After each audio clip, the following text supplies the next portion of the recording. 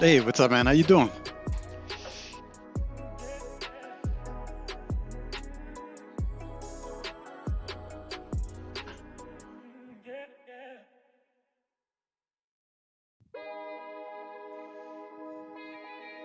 Yeah, no worries.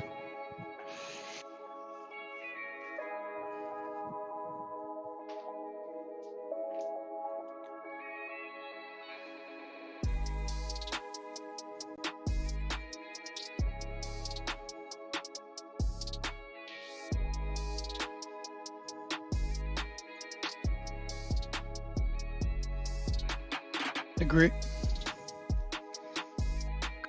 Not much, man. Not much. Mm-hmm.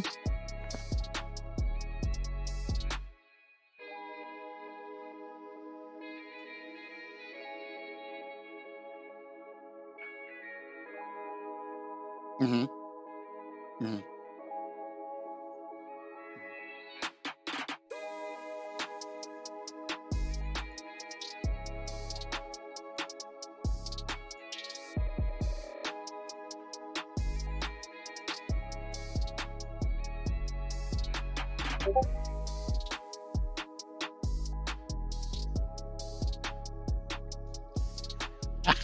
I could be just fine. I've been talking the whole time, right? I've been talking the whole time, guys. I apologize. What I was saying... That's funny. Yeah.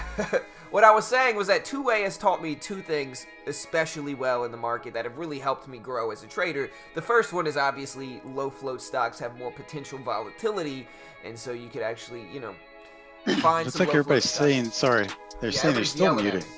No, I think I should be okay now. But I'm sure everybody's yelling at me. Yeah, there we go. Okay, good. All right. But yeah, what I was saying is that, like, two-way has taught me about low float stocks, and before I would kind of trade all stocks. It doesn't matter the float. Lately, I've been really locking in towards small floats under 10 million, and that has been certainly helping the trades I've been getting into.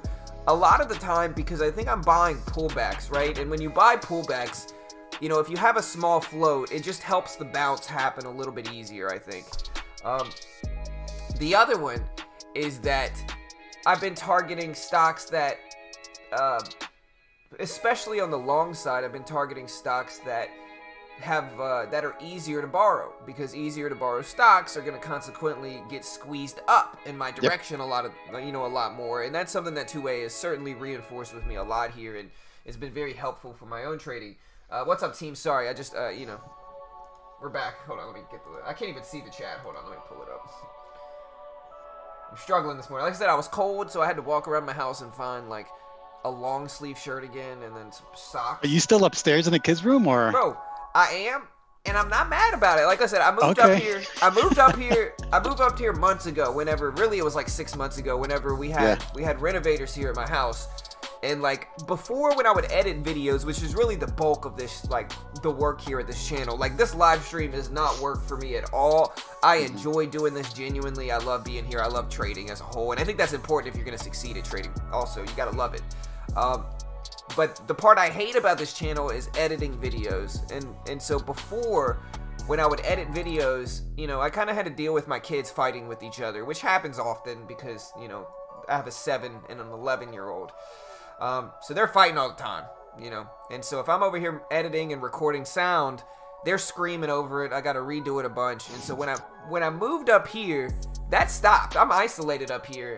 And so, you know, I don't have to worry about that. And it's a lot easier for me to just get work done, to be honest, you know. Well, so it was funny because you told me it was funny to hear, because, like, you got there, like, what, in the summer? I think you went upstairs and you were still up there with the sweater and everything. So that was summer. I think. Yeah. So sure. No, but it's a good point about you talked about the float and everything, and especially the easy to borrow, because here's a couple of differences that I noticed today and yesterday. OBLN was like that black swan that happened yesterday, right? Came out of really, like, I think it was like a $3 range, and it blew up. Right. But that was not only was a small float, but it was a easy to borrow ticker. So the more people, like you mentioned, the more people that have the ability to short it, the easier it's going to squeeze. Today, BBIG, similar story, another merger news and everything. This was harder, not only harder to borrow, but hard to locate. Right. And now it's not really bouncing as much. Right. So it's Sure. not enough people to get squeezed out. And it's an important topic, and it might seem insignificant, but it's really not. You got to look at how easy it is to borrow, and like he said, and that's why I was leading into with OBLN. This thing just didn't turn back yesterday. It just didn't turn back. And what's happening is you got a certain percentage of traders that are shorting these tops, and when they short these tops, and it's easy to borrow, they're getting squeezed out, and so Yep. it's You running just up got to be heights. patient. Right. Exactly. You got to be patient on these guys here. I mean, how many people are here are short? I know a lot of people here are like a long bias, but how many people, if you can put in a chat, are short biased?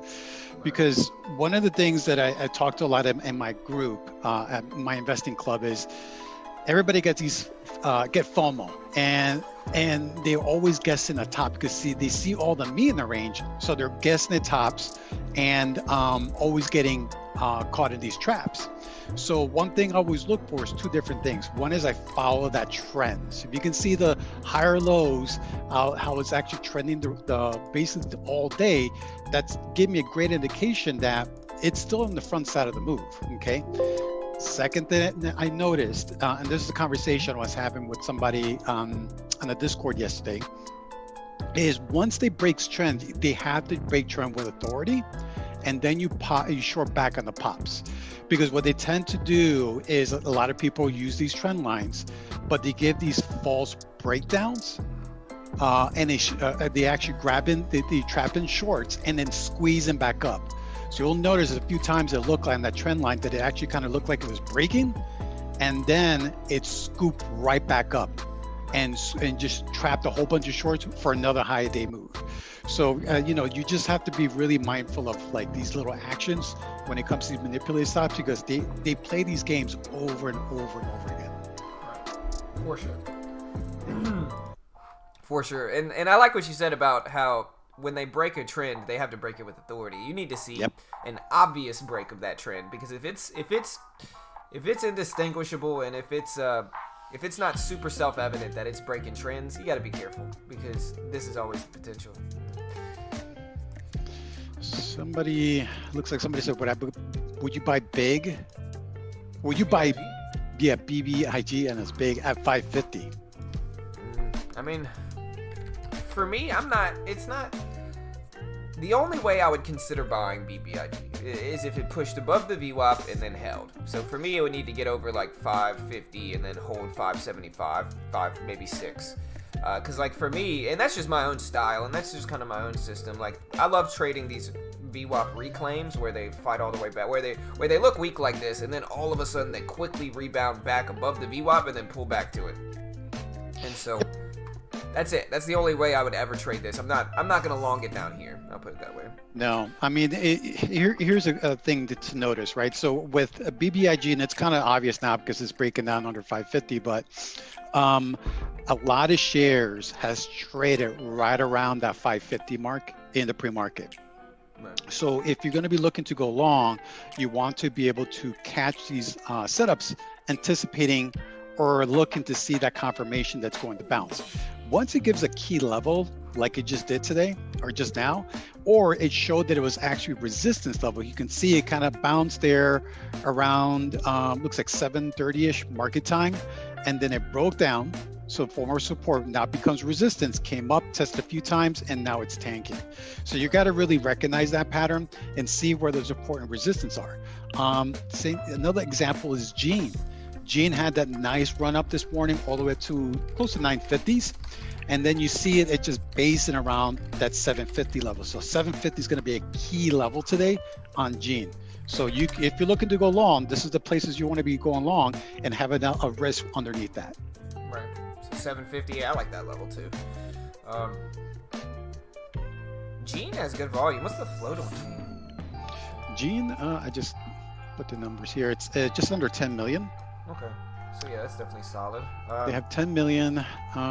Short float is 10%. IO is just under 2%. They have 14 million cash. They have a monthly burn rate of just under 500K. So they have about 23 months worth of cash.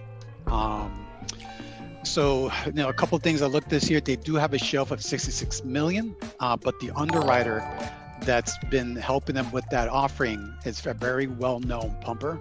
So I'm going to be very cautious with that. Along with, they had some news, I think wasn't it COVID related on Gene? Yeah, so shout out to Heroic Waffles. I'll get to that in just a second. Heroic, hold on one second. Let me see Gene. So Gene was, but yeah, I appreciate the $5 donation, brother. But yeah, so Gene was COVID. Yeah, so it was, they provided an update on COVID disease severity risk test. So they said that, quote, the predictive capabilities improved 100% over age and sex alone. So apparently they predict whether it's going to be serious COVID case, apparently, or something of the sort. So, they, in this case here, they have $66 million worth of liquidity, right? To basically dump into the market. We have traded, just under 6 million. So they have to create enough liquidity in the market in order to dump that paper into the market. So for me, I think there's probably a potential more move on this here, so we can see another squeeze, which ideal I'd love to see, and then start putting a backside, and that's when I'm going to start looking to get short. Right. Yeah, and for me on the long side, I'm looking at like 850s. Like I said, 750, 775 are the two levels that are kind of like my risk levels here. I'm looking to see over 850 if it holds and volume coming in. But yeah, this one's certainly one of the top ones that I'm looking at too. It just depends on what happens here with it. So to get back to Heroic Waffles, they said, hey guys, new to trading and did tons of research before putting in money with $260 right now. What would you invest in? I am thinking INUV. So, like I said, I appreciate the donation, brother. I gotta be honest, though, man. I mean, I appreciate the donation. I mean, I'm just not much of a long-term investor, especially in these penny stocks. And so I am a natural bear in penny stock trading. If I could short them, I would. But I'm highly skeptical of most penny stocks. I think if we're looking at penny stocks, like I'm gonna preface this with I'm not an expert, and this is not a call out, this is not a suggestion to buy any of these stocks I'm about to mention. This channel is purely for entertainment purposes only. But if I was looking, maybe like BNGO, what do you think too? But like I said, understand we're not giving you investment advice. Yeah. Mm-hmm. Absolutely. If I was in your shoes, I have had $260, right, and I was brand new to trading, I would take that money and invest it in myself, right, meaning getting proper education. Because if I was to put that in the market, not knowing anything about stock, like what is an SSR, what's a reverse split, what's the flow, what's an IO, what's this, what's that, and especially if you're trading small caps, you're just basically throwing that $260 away, and you're just going to have a hard lesson off of that, and most likely you won't know what happened and how you lost that. Exactly. So the best thing to do, if I was in your shoes, if it was me, I would take that $260 and look at the spend in some type of proper education, and then that investment will carry a much longer time frame than just throwing the money in the market and losing in a matter of minutes. Right. And I kind of agree. I think the first thing you really want to learn is just technical analysis. And if you're investing, certainly fundamental analysis as well. But learn how to do it first. And like I said, it might seem like we're, running in circles here, but we're really not. It's actually an important thing. Too many traders get involved with the market before they really know what they're doing.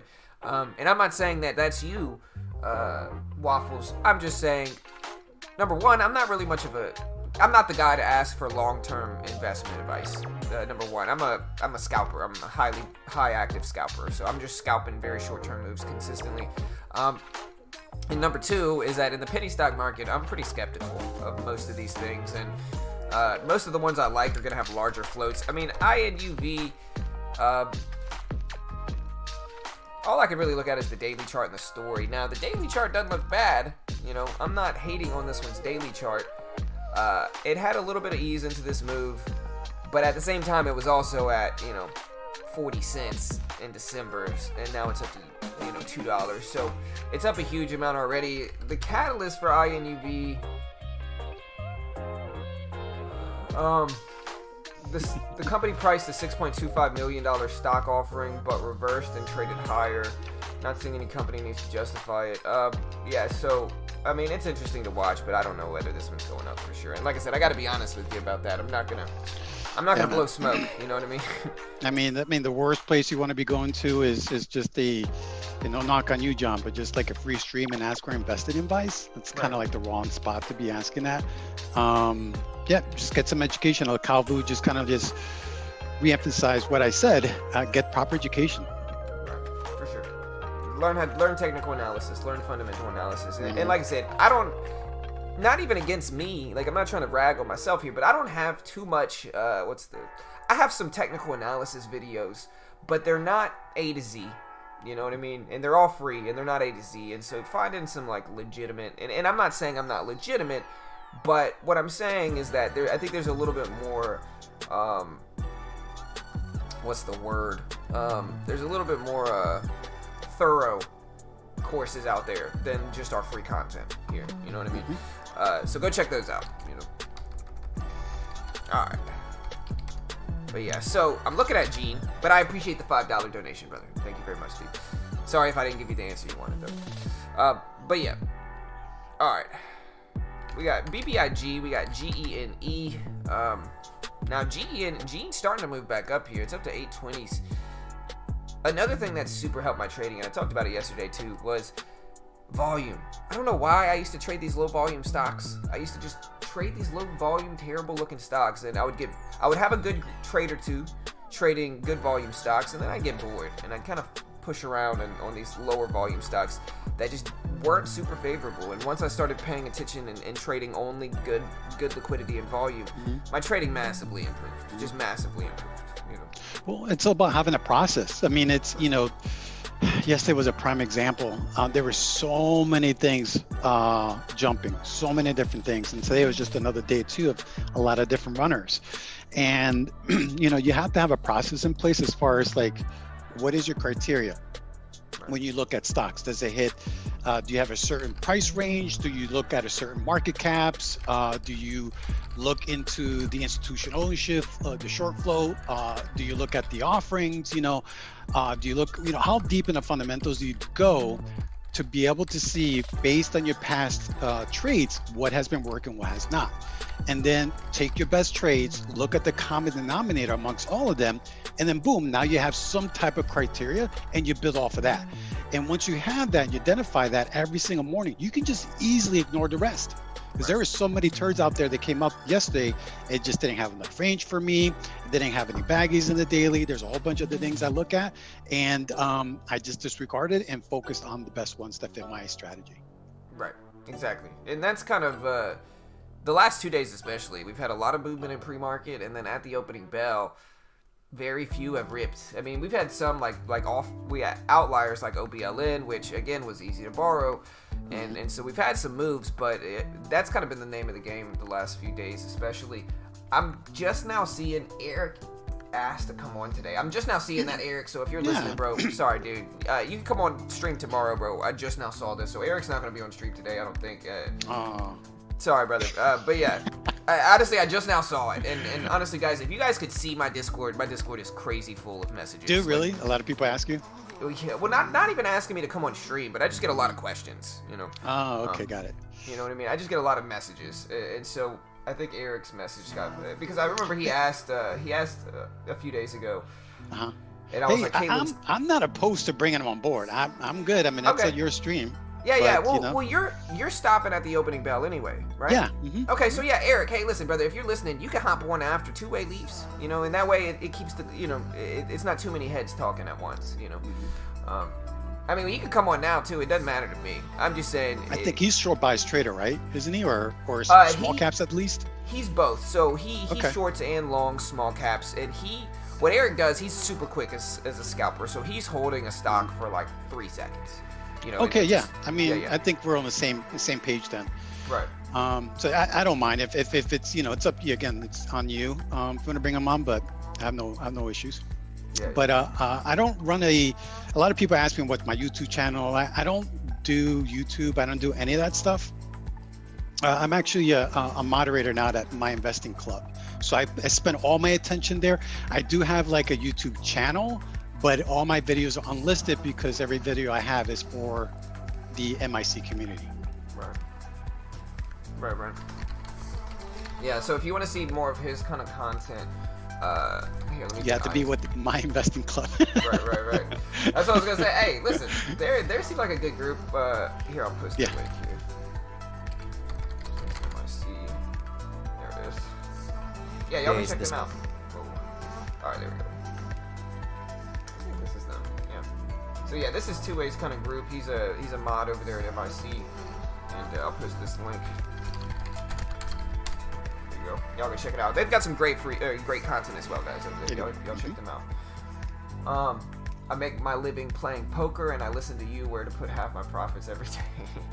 Hey, I mean, I'm a poker player, so I get it.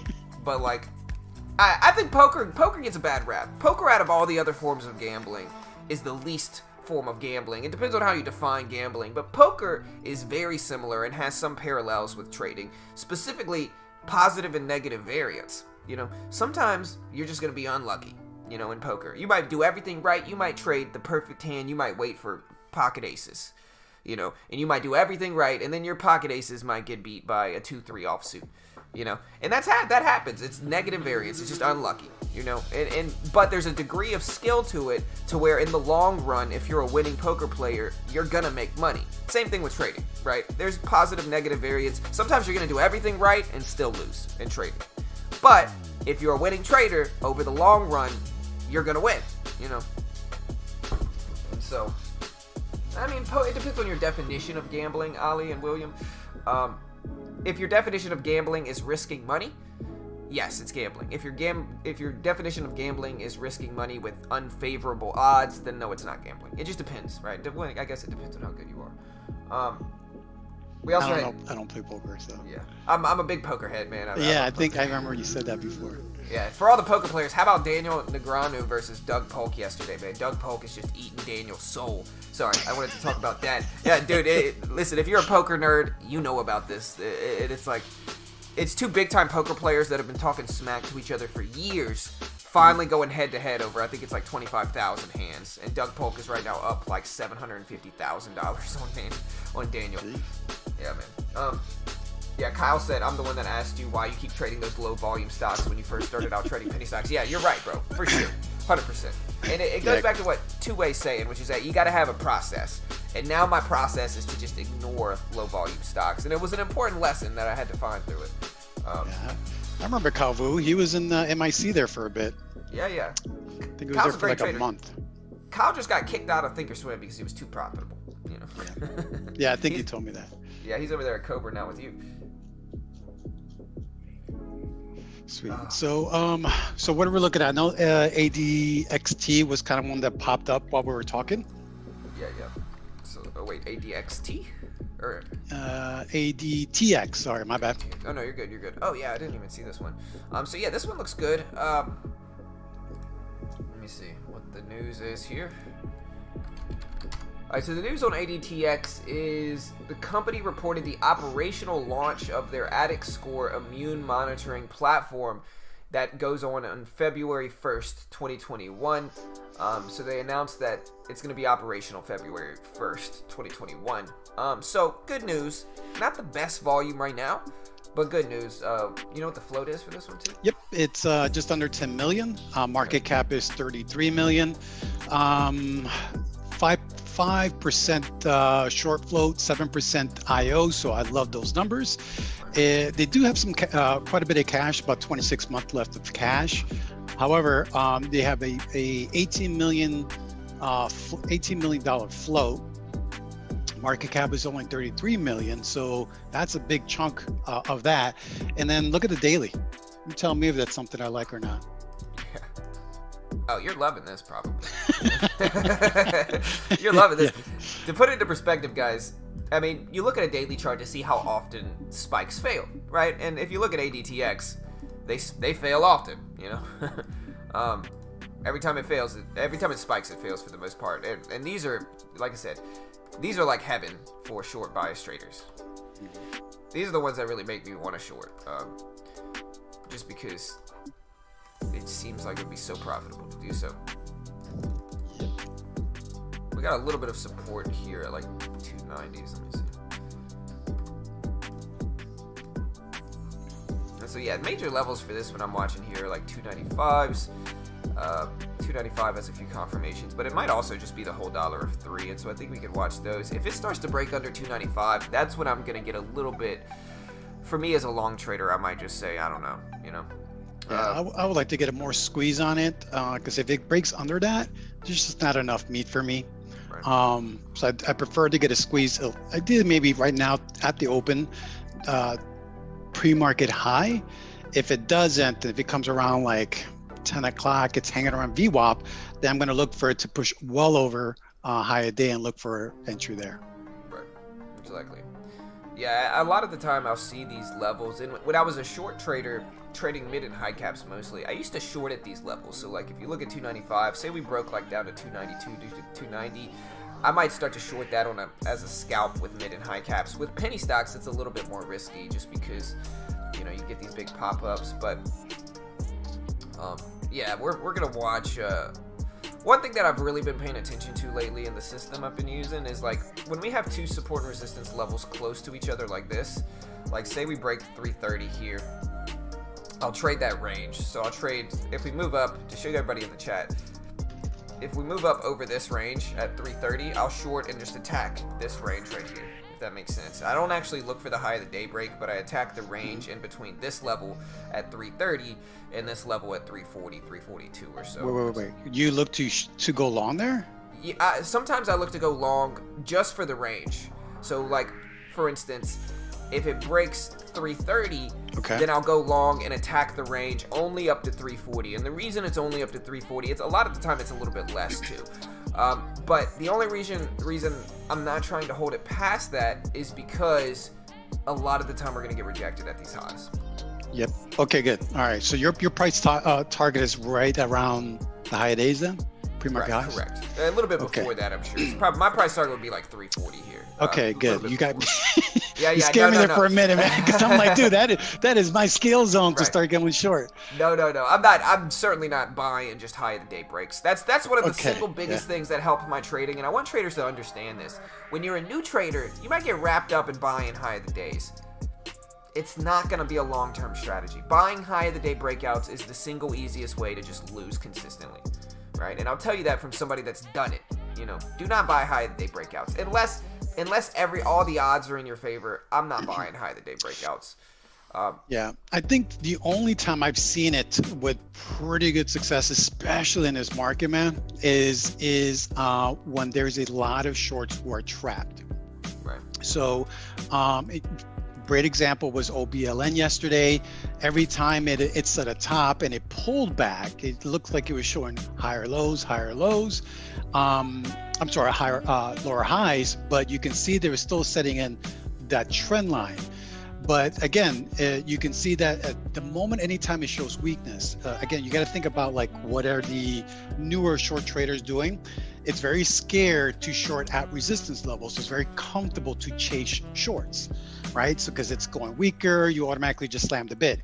So if you start seeing that there's a trend that's going down, but it's still holding the key level, or it dips down and doesn't have that authority break, and then it gets scooped back up, right? With volume, now you know everybody who chased that breakdown, anybody who's now been like shorting it since that high a day, they're looking at that specific number.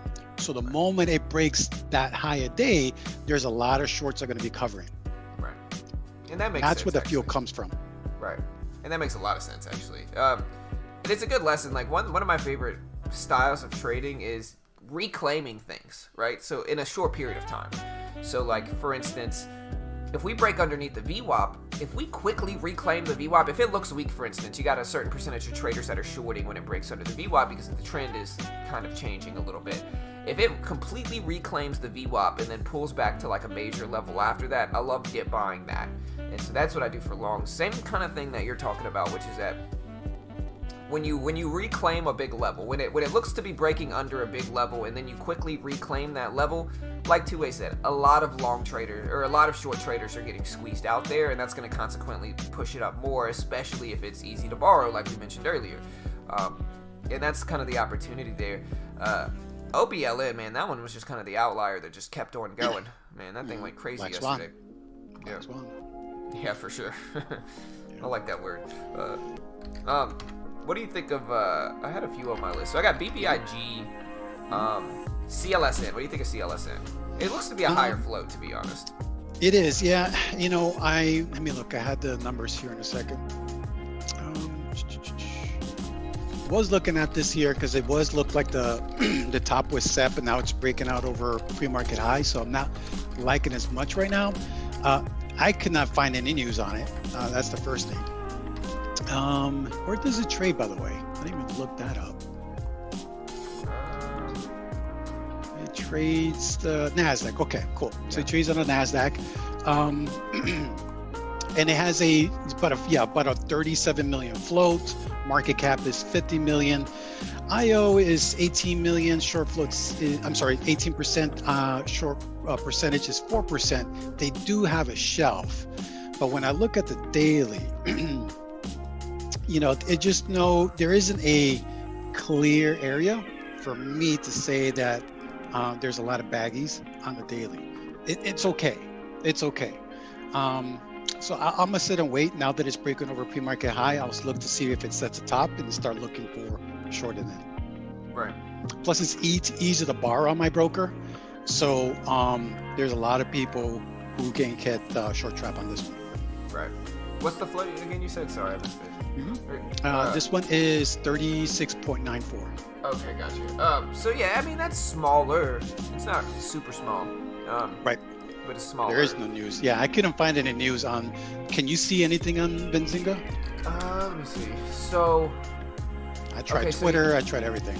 Yeah. So Celsion said from September 8th, 2020 through the termination date that they sold 2.8 million common shares under the 2020 purchase agreement, generating proceeds of 2.2 million. Is the catalyst here. So yeah, that's new. Okay, that just came out. Okay. Yeah. So they delivered notice to Lincoln Park Capital terminating the purchase agreement with them, dated September 8th, 2020, effective today, January 21st. God. Okay. Cool. Yeah. Because when I was doing a research. This was around 6 o'clock, and I didn't see any news at the time. Right. And so this one's worth watching. It's not as small of a float as I prefer, but it's still worth a watch, and you know it's interesting. For me, my levels are usually I'm looking at half and whole dollars, so I'm looking at like $2.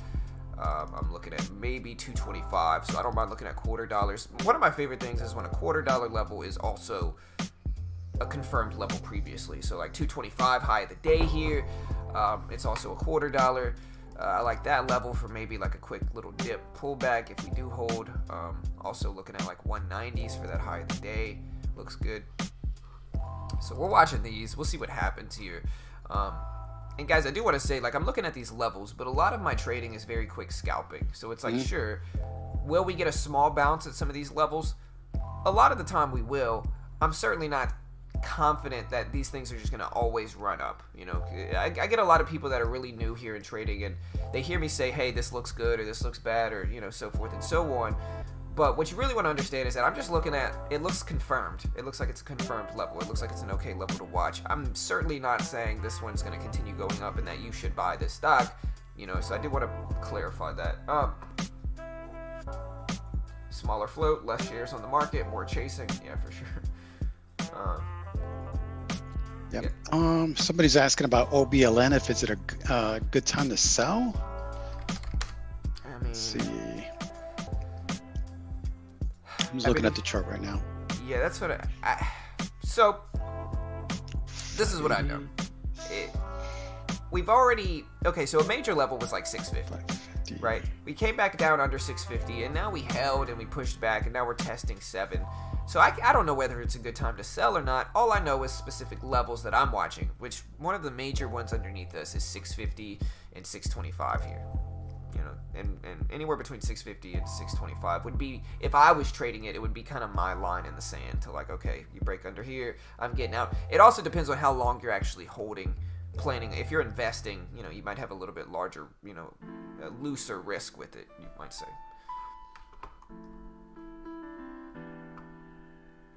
Yeah, I'm watching JAGX again today just because it's been such a crazy move.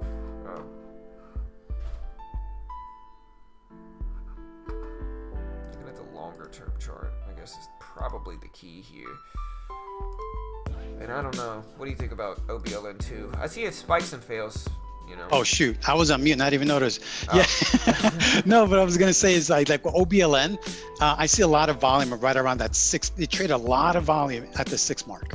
So there's a lot of support in there. So if it gets under 580s, that could be all she wrote at that point. Then I don't see any type of support until around $4.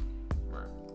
So if this holds at $6, it still has a chance to hold its gains. Right. And that's kind of my take on it too. Our line in the sand is a little bit different, but like basically the same thing. Like I'm looking at 625, 650. He's looking at 6. Like I said, around there. You know what I mean? It's gonna be. Like Two-Way said, it might be all she wrote, bro. I don't know for sure. You never really know, but you know. No, it's all about probabilities, right? Hey, where's your edge? So. Exactly. If I'm looking to go long, if I'm not in that, I will look for a 6 bounce. And if it's, you know, if it doesn't work out, then you know where you stop out, and that's it. Right. Exactly. Do you want to address how far JAGX can go today? I don't. This has been one of the most, like, everybody's asking me about this thing, man. Yep. I mean, how far it could go today? I mean, it could go down to 2, you know. So, let me ask you this: is that Kareem? Are you in the stock? Are you in the ticker? Because if you are, you know, where is your price target? If you aren't, if you're not in this play, what is your plan? Right. So that's what it all starts with, right? So you know, what if you, like one of the old mentors I had, everybody's heard this saying, but if you don't have a plan, you don't have a trade. Right. So plan out your trades in the beginning, draw out your levels, and then execute. You know, anybody can look at a stock and say it can possibly do this, could possibly do that, but at the end of the day, it's all about execution. If you don't know how to execute your plan, then you're just undisciplined. Right. Exactly. It's all about building a plan, and building a plan is going to be one of the single biggest things that's going to improve your trading. You know, a lot of new traders don't understand the significance of that, of what Two-Way's saying, and it's important because think about it like this, guys. If you have a plan before you enter the trade, not during the trade, don't morph a plan that fits what you want to happen while you're in that trade. If you build a good plan before you enter that trade, the trade should be so much less emotional. Because why is it less emotional? Because you literally have like an instruction book on everything you're supposed to do. You follow the plan. You go to your reward target, you hold it to your risk. That's what you do. You know, that way you don't have to sit there and say, oh, well, should I get out here? Should I get out here? Should I take profits here? What should I do? You don't have that confusion. You don't have that questioning, which is going to be stressful in the trade. If you build the plan before you get into the trade, just follow it like an instruction book. You know, just follow it like an instruction book. It's going to be so much easier. It's going to eliminate emotion out of the trade, and that's the key. Somebody's asking about POAI. Yeah, POAI. Somebody said, I don't know what a scalping plan looks like. So for me, my scalping plan a lot of the time is like, okay, I'm dip buying here. So before we look at POAI, which doesn't look terrible, I'm going to go to Gene just to give you an example real quick of like a scalping plan that I would have. Okay, so for instance, this is not, I'm going to preface this with, I am not telling you to do this. This is just an example of a plan that you can build with scalping. A plan for me with scalping is that, okay, we just reclaimed VWAP for GENE. If it pulls back to 786, I could dip buy that.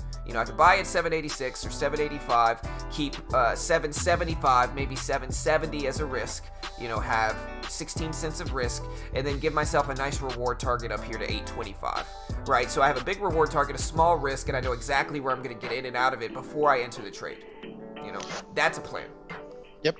And everybody's, when it comes to scalping, everybody has a different method. But, for me, it's all about base hits. If you're always looking for those home runs, that's where you can get in trouble, because maybe the stock is not going to bounce as high as you want it to do. Next thing you know, it's just going to pull the rug.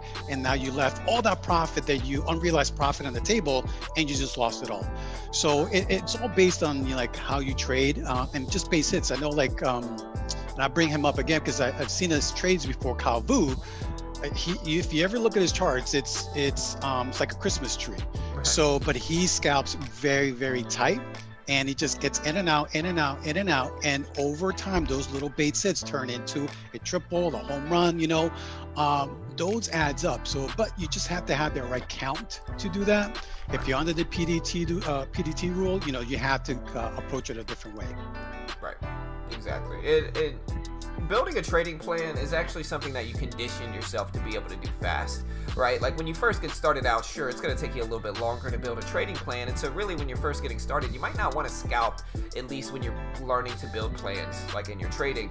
I actually have a video on that. It's called How to Build a Trading Plan. It's one of my favorite videos that I have. It hasn't honestly gotten that many views, but in the video, I'll post it here. In the video, it talks about calculating risk reward. Look at NAKD, guys. NAKD is pushing up.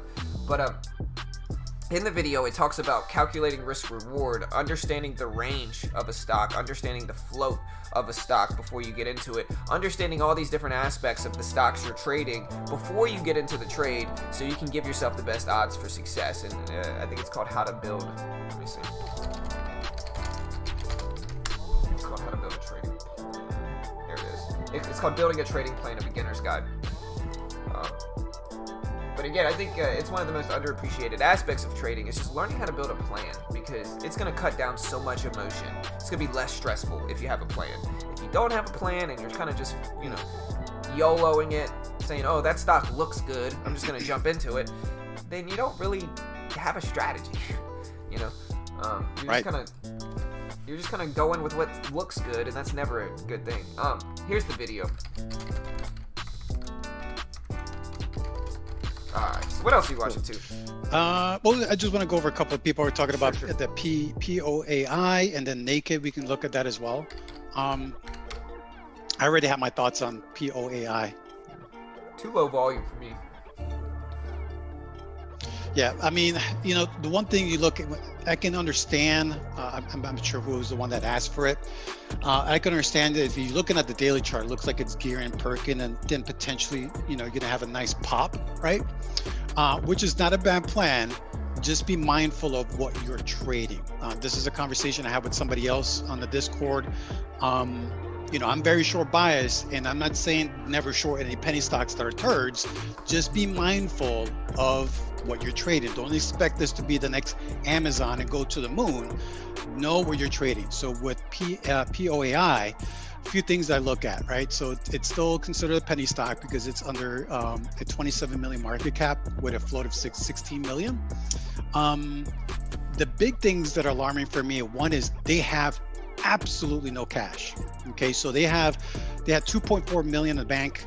They've been actually have a 3.3 million monthly burn rate. They used it all up. They have no cash left. They have no income whatsoever, right? And when I start looking at their quarterly earnings, okay, again, their revenue stream is crap, but they still tend to have money in the bank somehow. Okay, millions of dollars. Where is that coming from? Offerings. Okay, they have several offerings that they've done over the past year and a half. So you need to understand, where is that money coming from? Looking at the daily, is that there is some type of bag holders there. So I'm not saying don't trade this long, just be mindful of what the long-term picture can look like. Yeah, for me, it's a very weak daily chart, right? I mean, if it gets over 150s, maybe, but I think looking at like 150 is might be a level people are back holding at. Yes. You say it with such pain.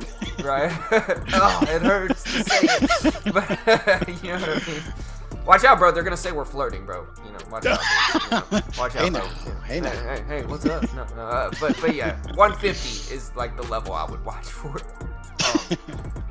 I have to respectfully disagree, and that's okay, bro.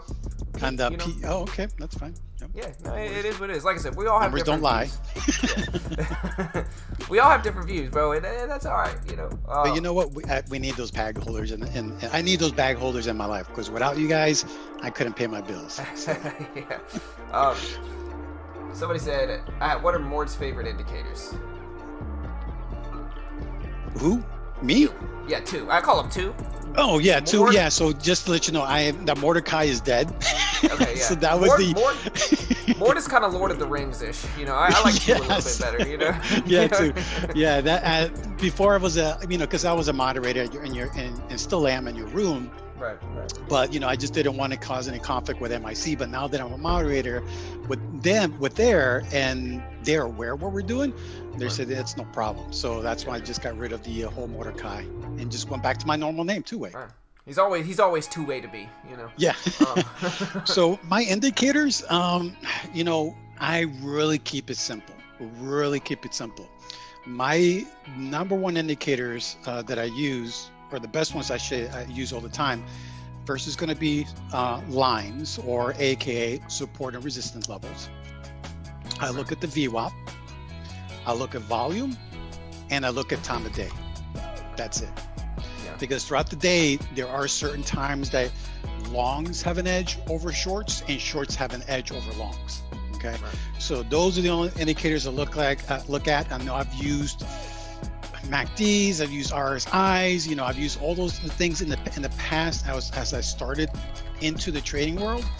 But the thing for me, what I realized, at least for my trading, is a lot of them are lagging indicators. Okay, there was a conversation I had with somebody on Discord the other day about the RSI. I said, dude, if you look at this here and it starts peaking at the tops, that's where you can see the squeezes and the double tops. You can see the reversal. I can spot it. Well, I know of a market maker who held a 90 RSI on the ticker for 3 years because it was heavily manipulated. Okay, so I never look at any of that. I just look at support and resistance. And the last piece I really do, and I only use it at key levels, is the tape. I'll look at the tape to see, if they're actually refreshing the bid, if they're soaking it, if they're holding a particular one. But, that's really on certain key levels. I don't look at the tape tick by tick. Right. And I think what Two-Way just explained, I think, is very similar. I think once you really start to get better at trading, you're going to mostly start to focus on those things, right? Like, certainly, the king of all of them is just support and resistance, just documenting major levels, right? Just looking at the levels. That's probably the king of all of them, and then volume is definitely an important role to play in there, too. But it's honestly, because what you just described is very similar to me. I'm mostly what they would call a purist. Sure, I have a few moving average strategies, but again, moving averages are lagging indicators, and so my favorites, especially with scalping, are just VWAP and support and resistance. Those are the only things you'll usually see on my charts, and I think for good reason. I think that at a certain point, it just gets to be a distraction if anything else is on there, and I want to be able to read that chart as clearly as I can, and that's what I need to do it. Yeah, but I didn't know we had a label, purist. Yeah. I mean, he's not. I like that. Well, he's not saying his way is the only way. He's just looking at his way. We all have our ways. Oh, I just read that comment. That's so funny. Yeah. Well, again, that's what's working for me. That's what's been working for my mentors, and I know I met him face to face. I know him very well, and he has a proven record. So that's what I can lean myself on, is in a proven system. And the key thing about with my investing club is they really are focused on teaching you how to be an independent trader, They don't give them no alerts. They don't give anything like that. And in fact, most of the time, I don't even look at their watch list half the time, because I already know what to look for. I already know what the levels we should be looking at. So when I have a team of like 8 tabs that we trade together, we all play the same tickers. And when we start giving out our plans, 90% of the time we have the same levels, because we already know how we trade. Right. It's all be the same process. Right. Exactly. And yeah, I don't think he's just going by what he knows to be correct, and that's and to be honest, he is correct with a lot of this stuff, in my opinion. And you'll see, even Two-Way and I will have specific levels that are similar sometimes as well. And so I think great minds think alike when it comes to levels. And I think, because I do think, like, sure, some of it is subjective, but I also think confirmation is not subjective. Like, you're not going to make up different, people aren't going to see, I mean, people could see different levels, but confirmation is pretty, obvious and self-evident. And the other thing too is on top of that, I look at some of the big firms out there, big trading firms, big prop firms. One of the things they look at every single day, and this is the big money, the smart money, they look at support and resistance levels. They're not looking at any other indicators. That's the main thing they focus on. So if that's the guys they're looking at and they're controlling these manipulative stocks, I want to ride their coattails. Right, exactly. That's what we need to watch. We need to watch whatever they're watching. And if they're watching these major levels, that's what we need to watch. Exactly. You don't want to get in front of that train, that freight train. For sure. Okay. What else we got? Yeah, I'm seeing CLSN start to push up. It's like 240s. Not liking that anymore. Yeah. 250 above us might be interesting. Let me see. So we got 250 here. Yeah, 250. Really, it's about 260 is the major one, but like it might be 275 actually. So we can look at 275. I think above us, and then maybe not that high. Let's see. Those are for me, those are the next resistance levels. On the daily chart, really, it's about 260, but since it's so close to 275, I'm just going to make it 275 right here. Yeah, I think that's actually okay. Let's see. Yeah, there's some major support levels. I'm just looking at the chart here. Okay. Yeah, I see a lot of support level around the $2 mark. And then around the 180s to 170s, primarily the 170s. It spent a lot of time and a lot of volume around the 170 area. Yeah, this is not something I will be interested in the short. Not right now. Somebody said, why does the stock go down a little bit before going back up at the open? I think that's an interesting question. Profit taking mostly, and profit taking, and you might have some people that are getting squeezed, but a lot of people. Okay, so the open is one of the most volatile times just because there's so much emotion wrapped up into the open. You got people that have been investing in the stock, holding it at the open, and what sometimes happens at the open is you either get profit taking or people might hold at the open to see if we get a spike at the open, right? And so sometimes what happens is that people hold for the open, and when they don't see that spike, they all of a sudden just start selling. And so what happens when they sell is you get a drop, and then sometimes buyers get picked up and you get red to green moves. But yeah, it's just an emotional time at the opening bell, so you're gonna see all kind of crazy stuff. Sorry, Sandy. What times of the day for longs and shorts advantages? So I think he's talking about your comment about how the time of the day influences. Just pay attention to it. Pay attention. Unfortunately, I can't give a lot of MIC's information because it is proprietary. But just be mindful. Look at the past runners. Okay, look at it. I want to say everybody's heard the term power hour, right? So look at those time frames and hour blocks, and look to see what the overall trend was within that hour. Is it going up? Is it going sideways? Is it going down? And look at several tickers throughout the day and see and compare, do they have something that's very common with each one of them? So there are specific times during the day, a lot of big traders look at that. So it's just pattern recognition. Right. Yeah, it's just kind of data mining, you know. And like I said, with MIC, it's proprietary, so he can't give you guys too much of that since he, you know, works with them a little bit.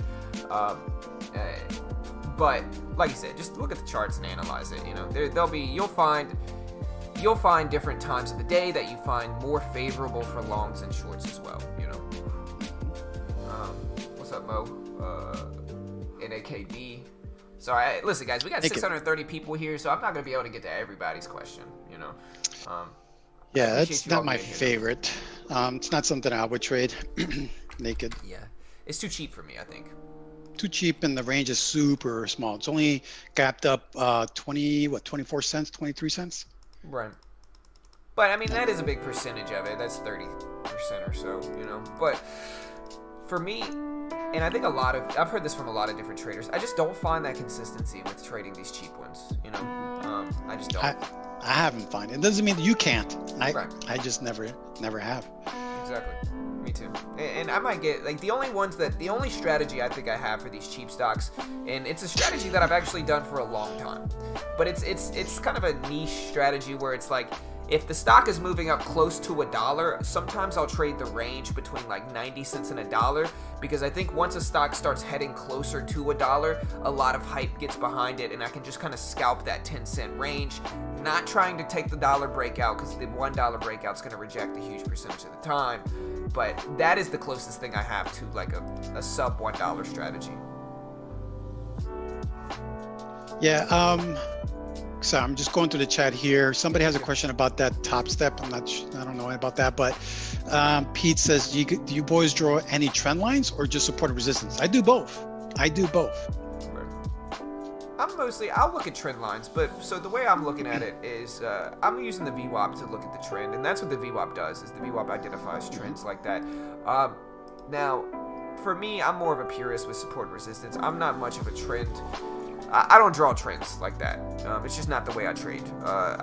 The only way I'll draw a trend is if we have like an obvious triangle or like a really obvious flag that I think a lot of other traders see. But like for me, I think everybody has different styles, and for me, my style is not really more trend drawing. It's more so just looking at major levels and then trying to scalp based off of those levels. And I think it makes sense if you know my style of trading, because I'm a scalper. And so with a scalper, the longer term trend, you know, is less significant for me. You know, I'm looking for major levels to bounce off of, and that's really it. Yep. Yeah, I look, you know, I just posted in the chat an example of a trend line that I use. BBIG. So when I see it just kind of running there, and knowing that I'm short bias, I need to make sure that I control my FOMO. So I draw these trend lines, and this gives me a visual, big picture, holistic view. Is this front side of the move or back side of the move? Because it's as long until it breaks that trend, it is still front side. So if I'm going to short it, I need to use front side shorts and front side covers. So meaning that I stay a little bit smaller than I typically do in my position. Once the trend cracks and it confirms, now I have the right to use bigger size. Yeah, a good thing they talk about in poker is when you get to bluff, all right, or think about when you get to add money to the pot. It's not that you have to add money to the pot, it's that you get to add money to the pot. Same thing with what Two-Way's saying, which is that when you have a good setup, it's not that you have to add sizing to it, it's that you get to add sizing to it. You know, that's a good thing. You get to size it if it allows you to. And I think looking at it in that regard, instead of something that you have to do, like it's forced upon you, it's something that you get to do. You know, it's a positive thing. I think that helps. So look at AIHS just popped up too.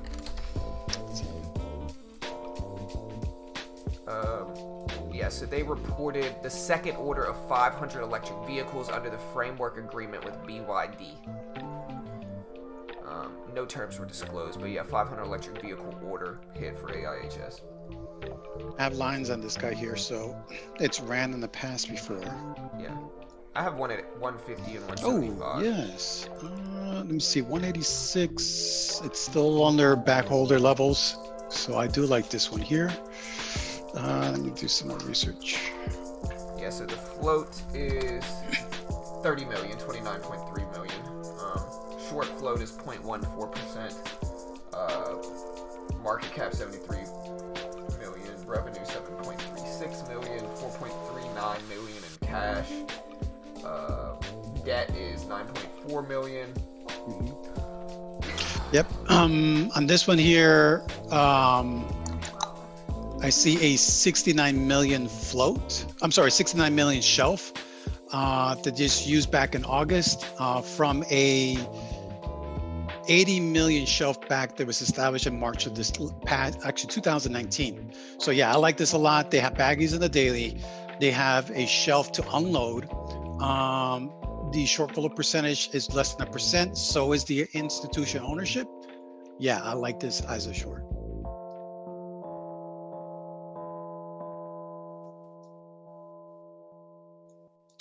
Yeah, looks like, what was it? Oh, Rocco, I don't use, so for the SSR list, what do you mean by that? Because I just have a thin script label on my chart that it just tells me if SSR is on or not. Yeah. Hey, I'll be right back too. Sorry, Carol, my wife. Oh, okay, no worries. So sorry, I'll be right back. Hey, am I shorted it? Yeah, so let me look at the quick levels on AIHS. So right now it's still developing for me. So it's something that needs to set up. Ideally, when I'm looking at the levels here, it's just under $2. So I do see October 20th, it ran with 56 million in volume. But prior to that, which is the one I really like, there's a one that it ran, what was this? Actually, no, that is it. This is July 9th. On July 9th, had the biggest day of the 52-week time frame. And so it was this July 8th and the 9th. So on the 8th, it traded 124 million, 65 million the following day. Let me look at what happened that day. And basically what I do is I use Thinkorswim, and I actually look at the on-demand function for it and pull up that day and see what happened. Then I can get a big picture idea as to the overall trend and see where the bag holders are at. So I see a key level of resistance at $2 all the way up to 260. So I can see that on the first day it ran, which was on July 8th, ran up to $2.26 at the open, and then it tanked down to $1.25. The next day it gapped, actually ran up again at the open at 262, and then it tanked right afterwards. So I love I love a pop over 220s. That would be ideal. Anything over 220s and it gets stuffs around the 260s, that would be ideal for me. And that's how I make my plans when it comes to these bag holders. What stock are y'all talking about? Sorry. AIHS. Okay, gotcha. Yeah. Okay. Yeah. Sorry, my wife Kiro had to ask something, no but yeah. Yeah, this one's interesting too. Yeah, because I saw that the 220 was a key level from back in July. This one tends to run at the right before the open and just tank. So that's a history of just giving up all its gains right at the open. Right. So plus they have a shelf. There's a lot of bag holders on this. So yeah, I like this a lot. Right. Let's see. Actually, you know what? Let me try to locate some right now. Yeah, this one's not terrible, and it's popping up late too. Joined a little late. Anywhere I can get some background on your guest online. You could always. So here's the thing. He's in our Discord. He's going to be much less active now that he's taken a more active role and being a mod for MIC.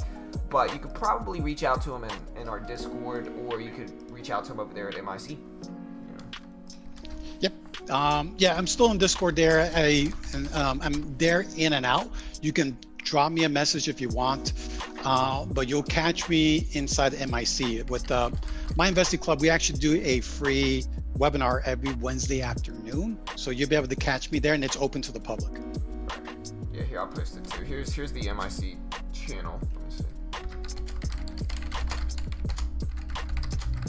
There you go. So yeah, there's the YouTube channel. So y'all can, like I said, I'm sure they got a Discord as well.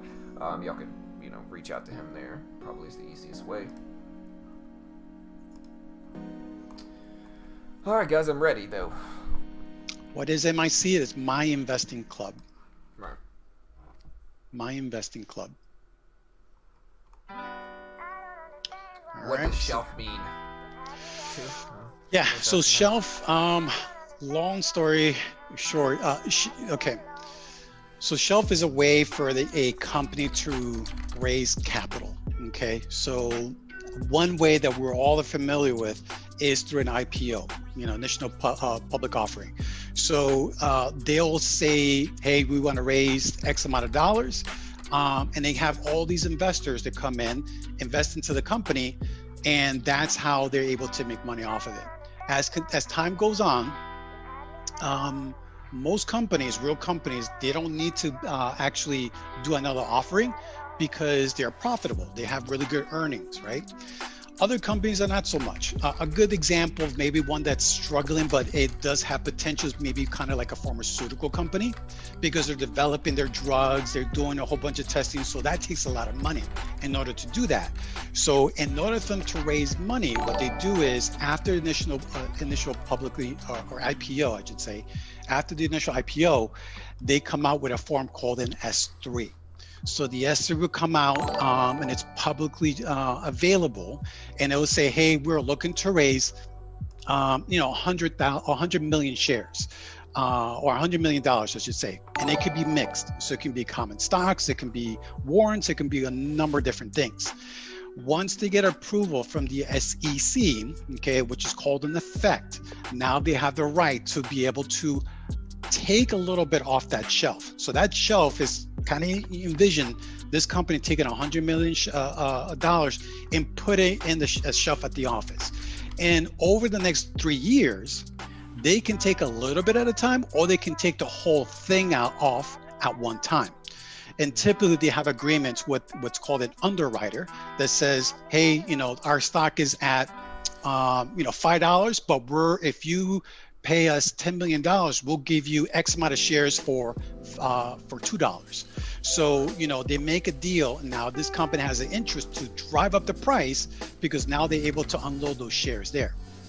So it's just another way to raise money, but the big thing is going to be diluting the shares. So if there's too many shares and not enough demand, what happens? It will go down.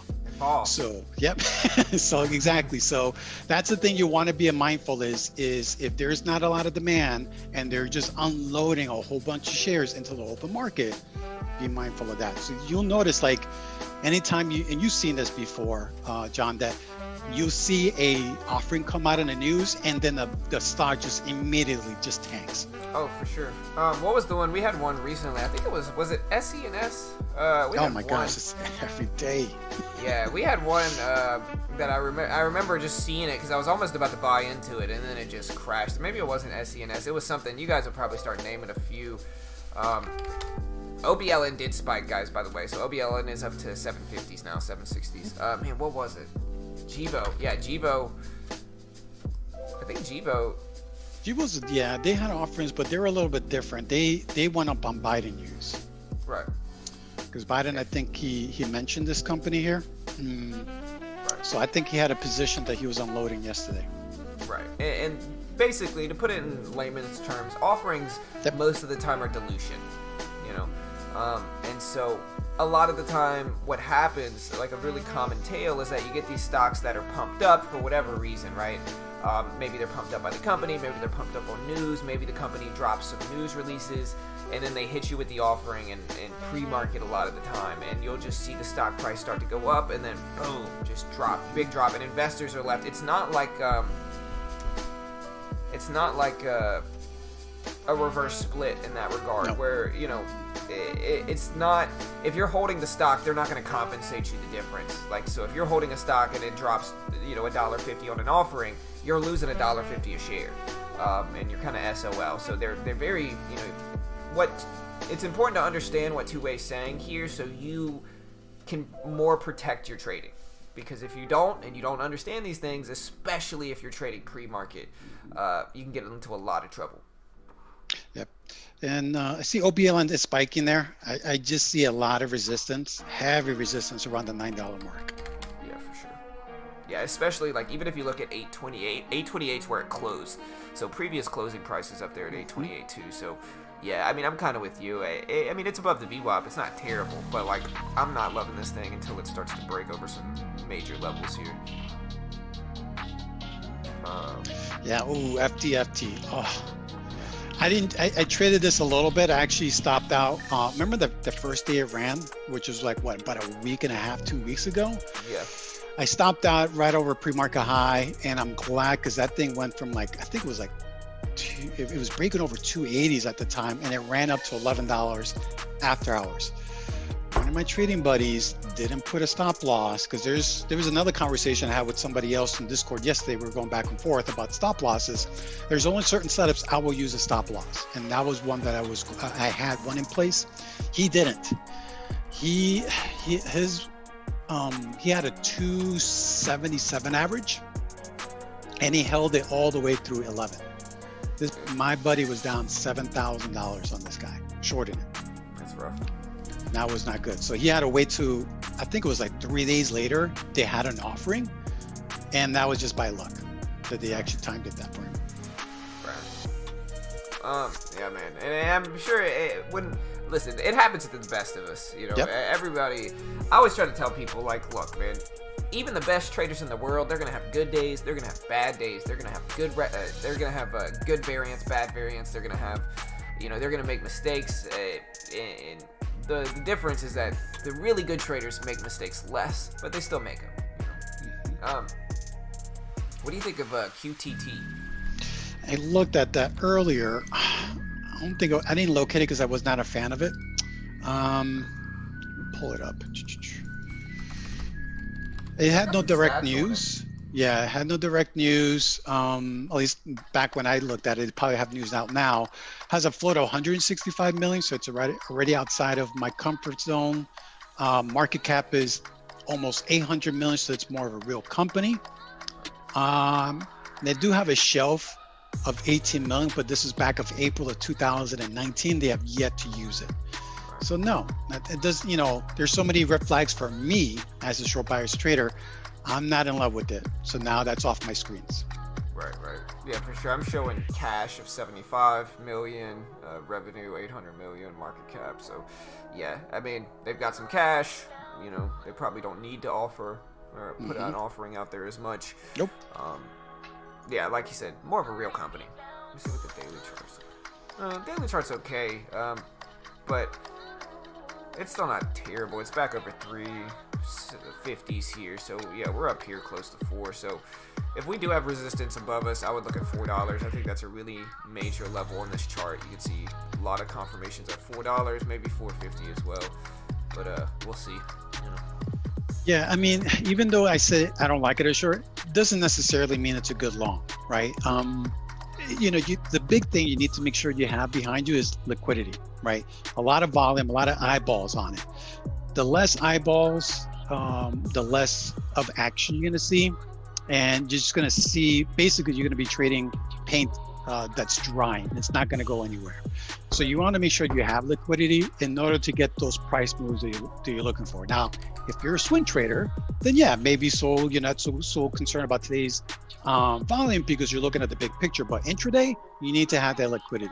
For sure.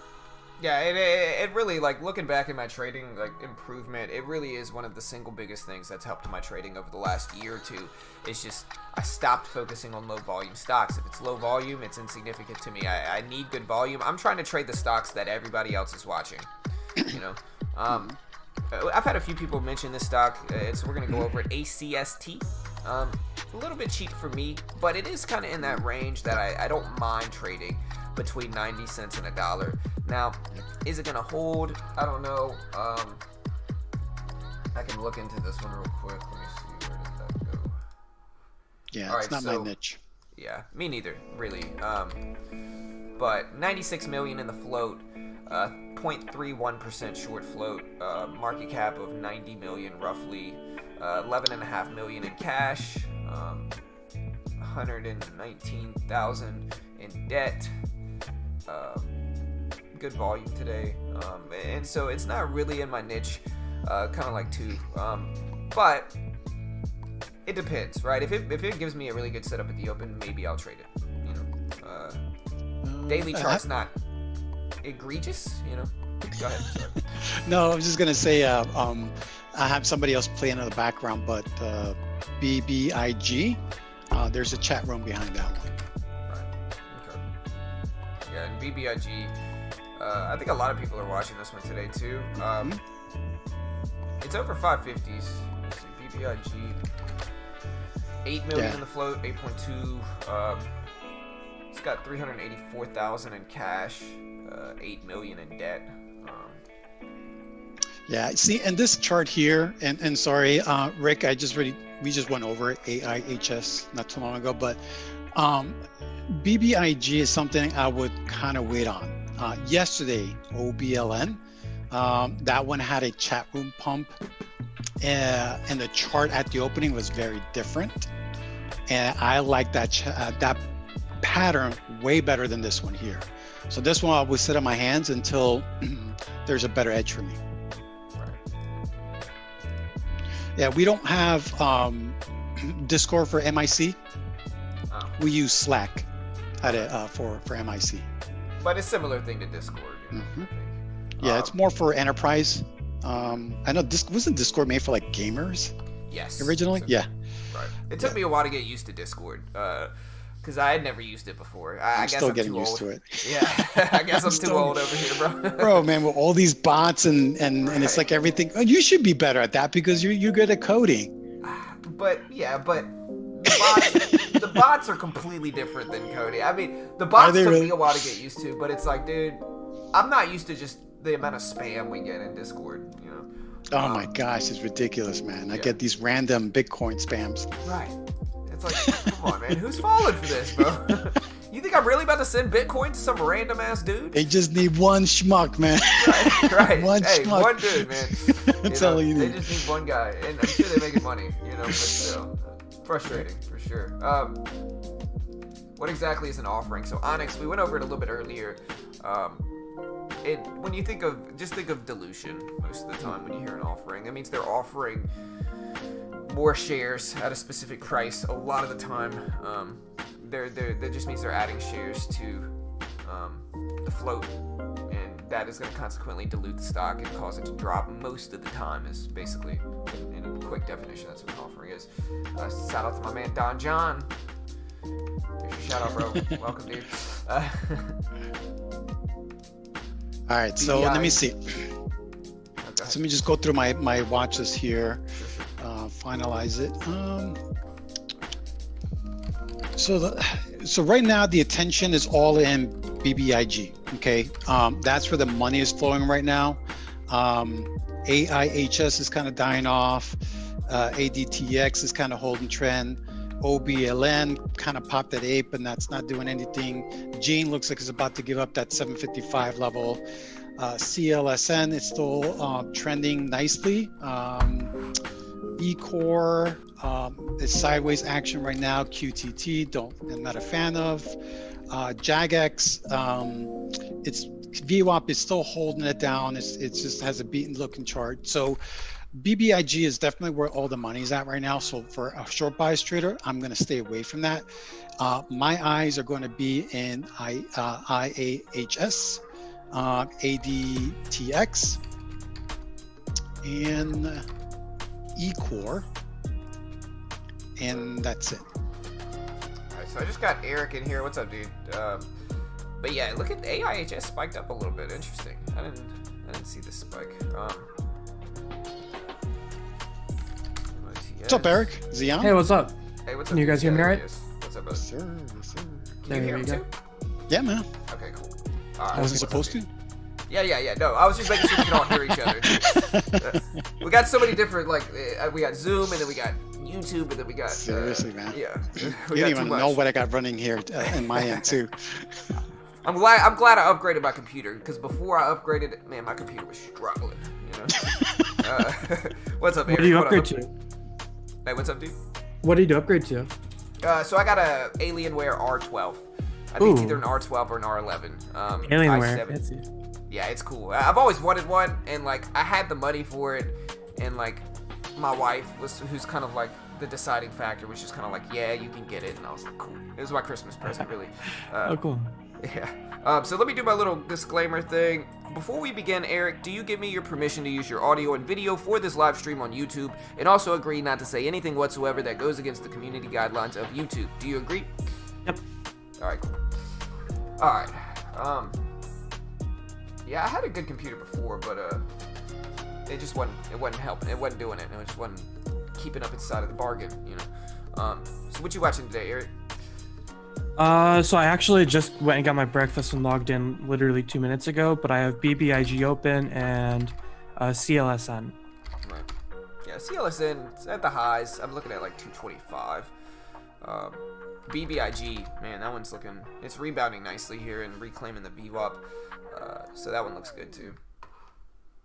After yesterday, I'm actually going into trading rehab, and it was a suggestion that I saw from Warrior Trading to enter trading rehab, because yesterday I was up $515, and I miraculously, with great effort, ended the day down $260.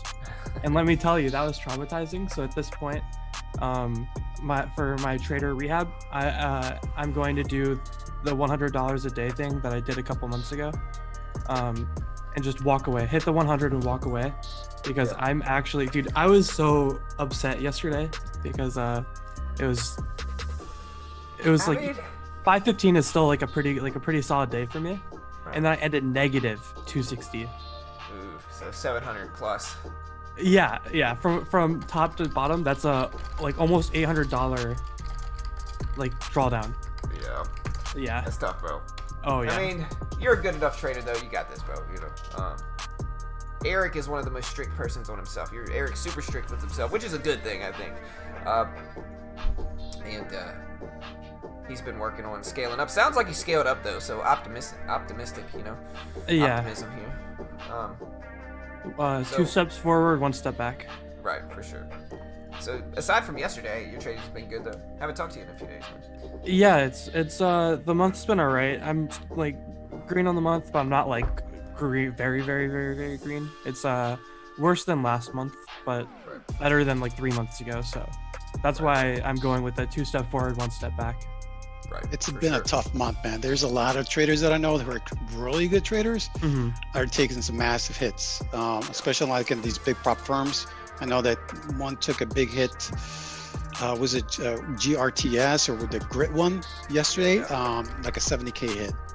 If you guys are in, I know like John's in it, but the Mike's trading floor, there's a guy that goes by Trash Trader who took a $40,000 red day last Wednesday. And I think he's still like green on the month because he was consistently putting out like 5 to 6K green days.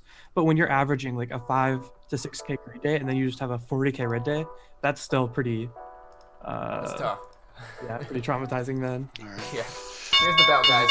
All right, guys. Good luck. Hey, Good later, Two-Way. Hey, yeah, y'all right. go check out MIC. I'll post their YouTube link one more time. That's where you'll find Two-Way hanging out. So, hey, I appreciate you coming on here, brother. All right, I guess he's out already. Let me post this one more time if you want to check out MIC. That's where Two-Way hangs out. All right, so yeah, we got the bell, guys. What do we have so far, team? I'm gonna put the regular scanners up. Why is everything red on my scanners? That makes sense. What the heck is going on? I guess it's backwards. OBLN. There we go. So OBLN is dropping some. All right. So looking at the scans, guys, right now we got BBIG showing up on the scans, and I think this is one that everybody's watching right now, huh?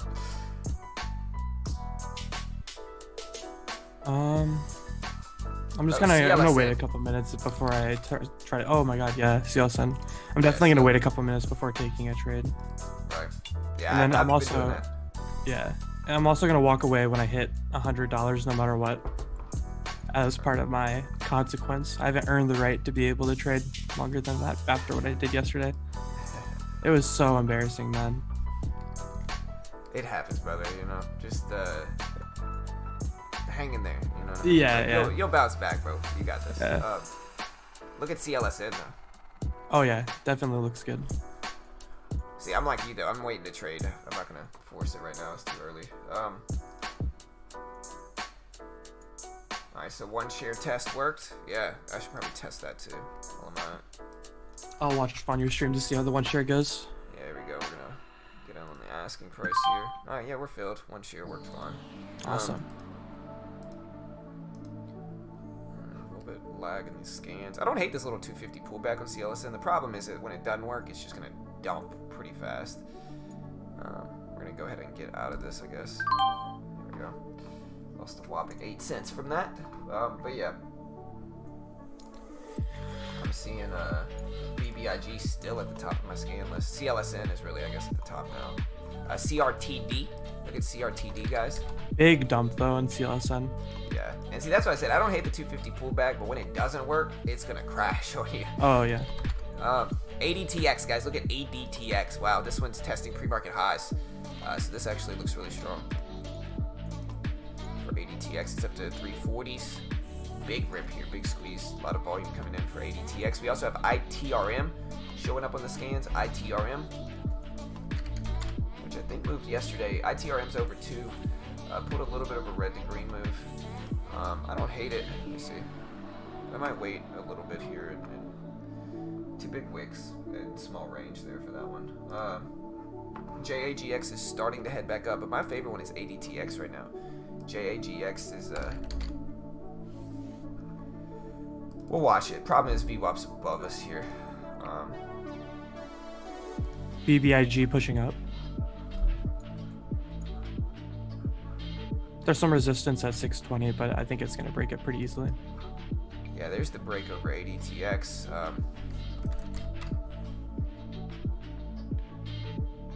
There it goes. For BBIG. Yeah, and not like hard, but it pushed up above that 620. Yeah, I actually like this. I gotta figure out a shear size to take. I guess I'll take 25 shears. No fill. A little bit chase over here. I think this is chasing it a little bit. Yeah, luckily I took small enough shear size to where I can still scale into it properly, I believe. We're gonna look to buy this here. We can get filled. Come on, man. Alright,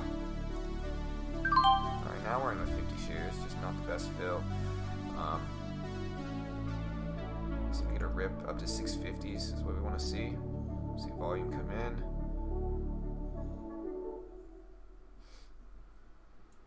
Alright, so this one's got a range, it's 43s, nice. Alright, I'm gonna get out a half here. I'm uncomfortable as it starts to struggle here for BBIG, and I would rather preserve. I'd rather take half off there and just let it work and get out a half, break even. JAGX just ripped down there big. Maybe it was a wrong move to sell half. And it never hurts to like mitigate risk. Right, exactly. That's my logic. It's like, look, if I'm uncomfortable, you know, there we go. Absolutely. Alright, so I just got out. We made a few bucks from it. Small, but it would have been a lot larger. But I wasn't comfortable, and I think it's a good lesson. Even though I made $4. Don't make fun of me. But it's a good lesson on understanding, like, hey, if you're uncomfortable, it's probably for a reason. Especially if it's somebody like me that trades every day. It just took a little bit too long to break, but we did end up getting the break, although I missed out on some of it. Yeah, I don't think it's ever a bad thing to like mitigate risk if you're not feeling it. Yeah. Right. Nobody should judge that. Yeah. GVO. Yeah, BBIG still the top. I mean, and this is a really easy trade, and it's one of those things like, look, so very easy trade, guys. What this was is this is a red to green move, so we had a drop at the open, a push back above it, and then when we had this little pivot back to this previous high, if this makes sense, so like you can see the previous high right here. Once we get this little pullback, that's what I wanted to add into. Unfortunately, I lost out on some of that win, but I do think this is one of my favorite levels, so we're watching like 615 here. If it continues to move up, we can look for a pullback to 650, I mean. So like, let's see if it goes up to like 7 or 707 and then pulls back to 650 for like a dip buy entry for us. ACST.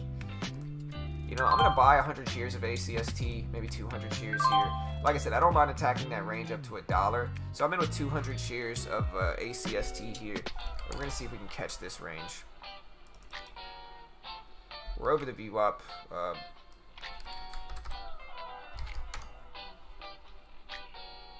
So we get the dollar break. There's 95s.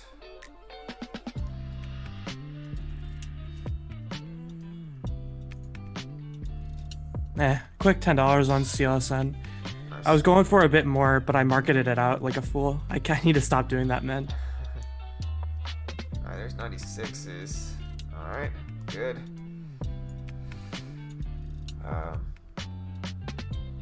97s, nice. Alright, we got a half there, holding 100 shares left, and you know, we're gonna see if we get $1 now. A lot of people are saying ADTX, like a lot of people. And it does look very good after you're done with that trade. Alright, so we just got out of ACST, and like I said, this is kind of that dollar break that I like trading. You said ADTX? Yeah, ADTX looks very good, I think. Ooh, yeah, see. So we'll look for a pullback 350. Additionally, BBIG having a very significant pullback here. Like, very significant. Whew, yeah, that's a pullback. Y'all be careful. Very careful, yeah. That's a little scary. I tried to buy there. I didn't get filled. It would have been a great trade, but you can't get filled every time. Yeah, we had a few people in here asking about your strategy yesterday. And the best way I can explain it, like, you and I have a very similar pullback strategy, really. Like, you and I both like buying big extended pullbacks to major confirmed levels. The main difference between you and I's trading is that I'm holding mine a little bit longer than yours. You know, you're getting in and out quick, moving on, getting a little bit more active than me, and I'm holding mine a little bit longer. Yeah, you have a little bit of a longer hold time, but overall, yeah, it's just buying those pullbacks. And I made $60 right there on BBIG, which puts me at 70 for the day. Nice. The downside is that with me going into trading rehab, I'm $30 away from the point at which I have to quit, which it does suck a little bit, but like, I guess it's just better for keeping profit. I mean, this is what I would do if I was you. And I'm not saying you should do this. I'm just saying this is what I would do. Like, if I had an issue like that, what I would do is I would, once I hit a certain profit target, instead of just stopping trading, I would noticeably scale down to where you can still trade, get your reps in, so you don't have FOMO and stuff like that. But it's going to be noticeably smaller size. At least that's what I do when when I'm trying to condition myself to do something. I just scale down at major levels, or at major. Once I break a certain thing, I scale down. Yeah, BBIG, we're trying to reclaim the VWAP. For me, it needs to get over 615 for BBIG. Well, there it goes. Yeah, I was just gonna say, that was fast. I'm also looking at ACST here. I mean, I made, and this is why, like I said, I attacked that range, guys. And I talked about this in pre-market, if any of you guys remember. But the only time I'll ever really trade these is if I feel like first of all, we got a red to green move and a nice rip, and so I can attack this range here between my entry and exit. Like a little small range, but these range, like, it's gonna at least follow through touching $1 at least a huge percentage of the time. Now, is it going to continue up and break these highs? We don't know. It could. Might not, though. And so I'm just targeting that range. BBIG, we'll see if it holds $6 here. This is what I call a reclaim VWAP bounce. And I have a feeling it won't hold. Yeah. I was going to say, like, the problem with these, though, is that when they don't work, again, just like the last one, since it's so close to that low of the day level, when it doesn't work, a lot of the time we're just going to rip, break lows, and squeeze down. How much are you down? I think he was talking to me whenever I mentioned the trader rehab. I saw that. On the week, I'm down like $300. On the month, I'm up like... It's not that much. I think for the month, I'm only up like $600. Yeah, and and to put it into perspective, guys, Eric has his own YouTube channel. I'll post that channel here. So basically, like I said, Eric's one of the more strict people on himself, and I think it's a good thing. Like, Eric is a very accurate trader. Like, if Eric has 3 green days or 3 red days in a month, he's unhappy. You know, I would love 3 red days in a month. You know what I mean? But he's a great trader. Like I said, highly active scalper. And so we did hold at 6 here at BBIG, but very strict on himself, which is a good thing. And you know, I think it's good to hold yourself to a super high standard like that, because I think kind of you know, aim small, miss small type of thing. But don't get misled. Eric's a great trader, very profitable, and very accurate as well. But yeah, so BBIG is holding here at 6. Here, I'll post his. He also has a YouTube channel. It has some really awesome range too, BBIG. Right. Like the ATR on these candles is like, the range is very, very good. A lot of opportunities. And that's very exciting too. Like yesterday had a lot of opportunities as well. The market had been really slowing down, but if we're gonna get to see some like more opportunities throughout the day, that's very, very, very good.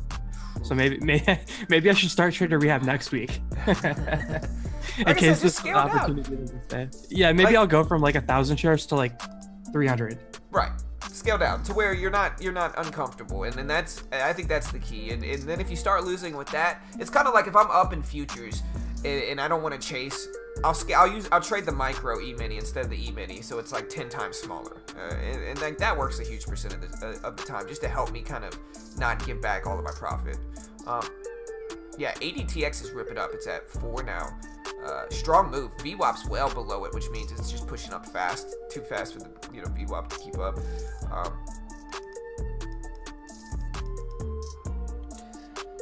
Jude asks, is it a good idea to use VWAP as a risk level intraday? I'm a scalper and I do like micro scalping, meaning I'm holding for just like very, very few seconds. So I would never like have I don't really use set risk levels, and because my like specialty is in micro scalping, I don't feel qualified to like answer how you should be managing risk however you're trading. Right. But I think that test things out, figure out what works for you, and if it turns out the VWAP is a good intraday level for risk, then that works for you. You know, right. You don't have to do the same for everyone across the board. It really, really varies based on how you're trading. Yeah, it's purely subjective, guys, and that's actually a good answer too, Eric. And like, here's the thing: you could, but for me, I'm not going to use the VWAP anyway. The reason mostly is because the VWAP's going to change. You know, the VWAP might move up, down, sideways. Like, I want a more stationary level for me, and I can't say it's going to work for you, but if I'm trading, I'm trying to take advantage of a more stationary risk level in the trade. But if it breaks under 345, it's kind of like the line in the sand that I have to get out now. You know what I mean? And that's how I approach it. But again, like Eric said, it's purely subjective. It's going to vary depending on your strategy, system, style, niche, so forth. Yeah, absolutely. And hold time has so much to do with how you manage your trade. Because my world of trading would be completely different from someone who holds for 10 minutes. 20 minutes. Yeah, 10, 20 minutes. Look at JAGX. JAGX is starting to push up. It's at 330s right now. ADTX is just YOLOing it. We're gonna look for. I mean, we could watch for a pullback to $4. I more so like the pullback to like 390. I was actually looking at $4. I thought that looked pretty good. Yeah, I don't hate it. Now it can drop fast and big, and it's got a huge range. But I'm gonna start to scale into it. I think if it hits $4, we'll see though. It needs to get all the way down there. It's kind of chopping down slowly though, which I don't quite like that much. Right. I like to see the like very, very sharp drop. Right, for sure. Just buy on that pressure. BBIG just had a very, very strong move up. Right, yeah, BBIG is sitting there. I'm watching that one too. I'm also looking at ACST, which is the other one I traded. That one is all right, we're gonna get into. We're gonna try to get filled here. No fill. All right, we're filling with 25 shares of ADTX. ACST is ripping up. JAGX is getting closer to the highs of the day. So we got a few stuff moving this morning, really. ADTX still feels weak to me. Yeah, there it goes down to 94. Yeah. So my line is like 390, so we're still watching 390s, but I'm only in with 25 shares. It's super small risk, and maybe if we start to push up, I'll add to it, but we're gonna let this sit for now and see if we can add some more maybe a little bit later if we do end up holding, I guess. Starting to hold up a little bit stronger. It's starting to feel like it might like have a little bit of a bounce. Getting a little stronger. I think I missed the opportunity to get in.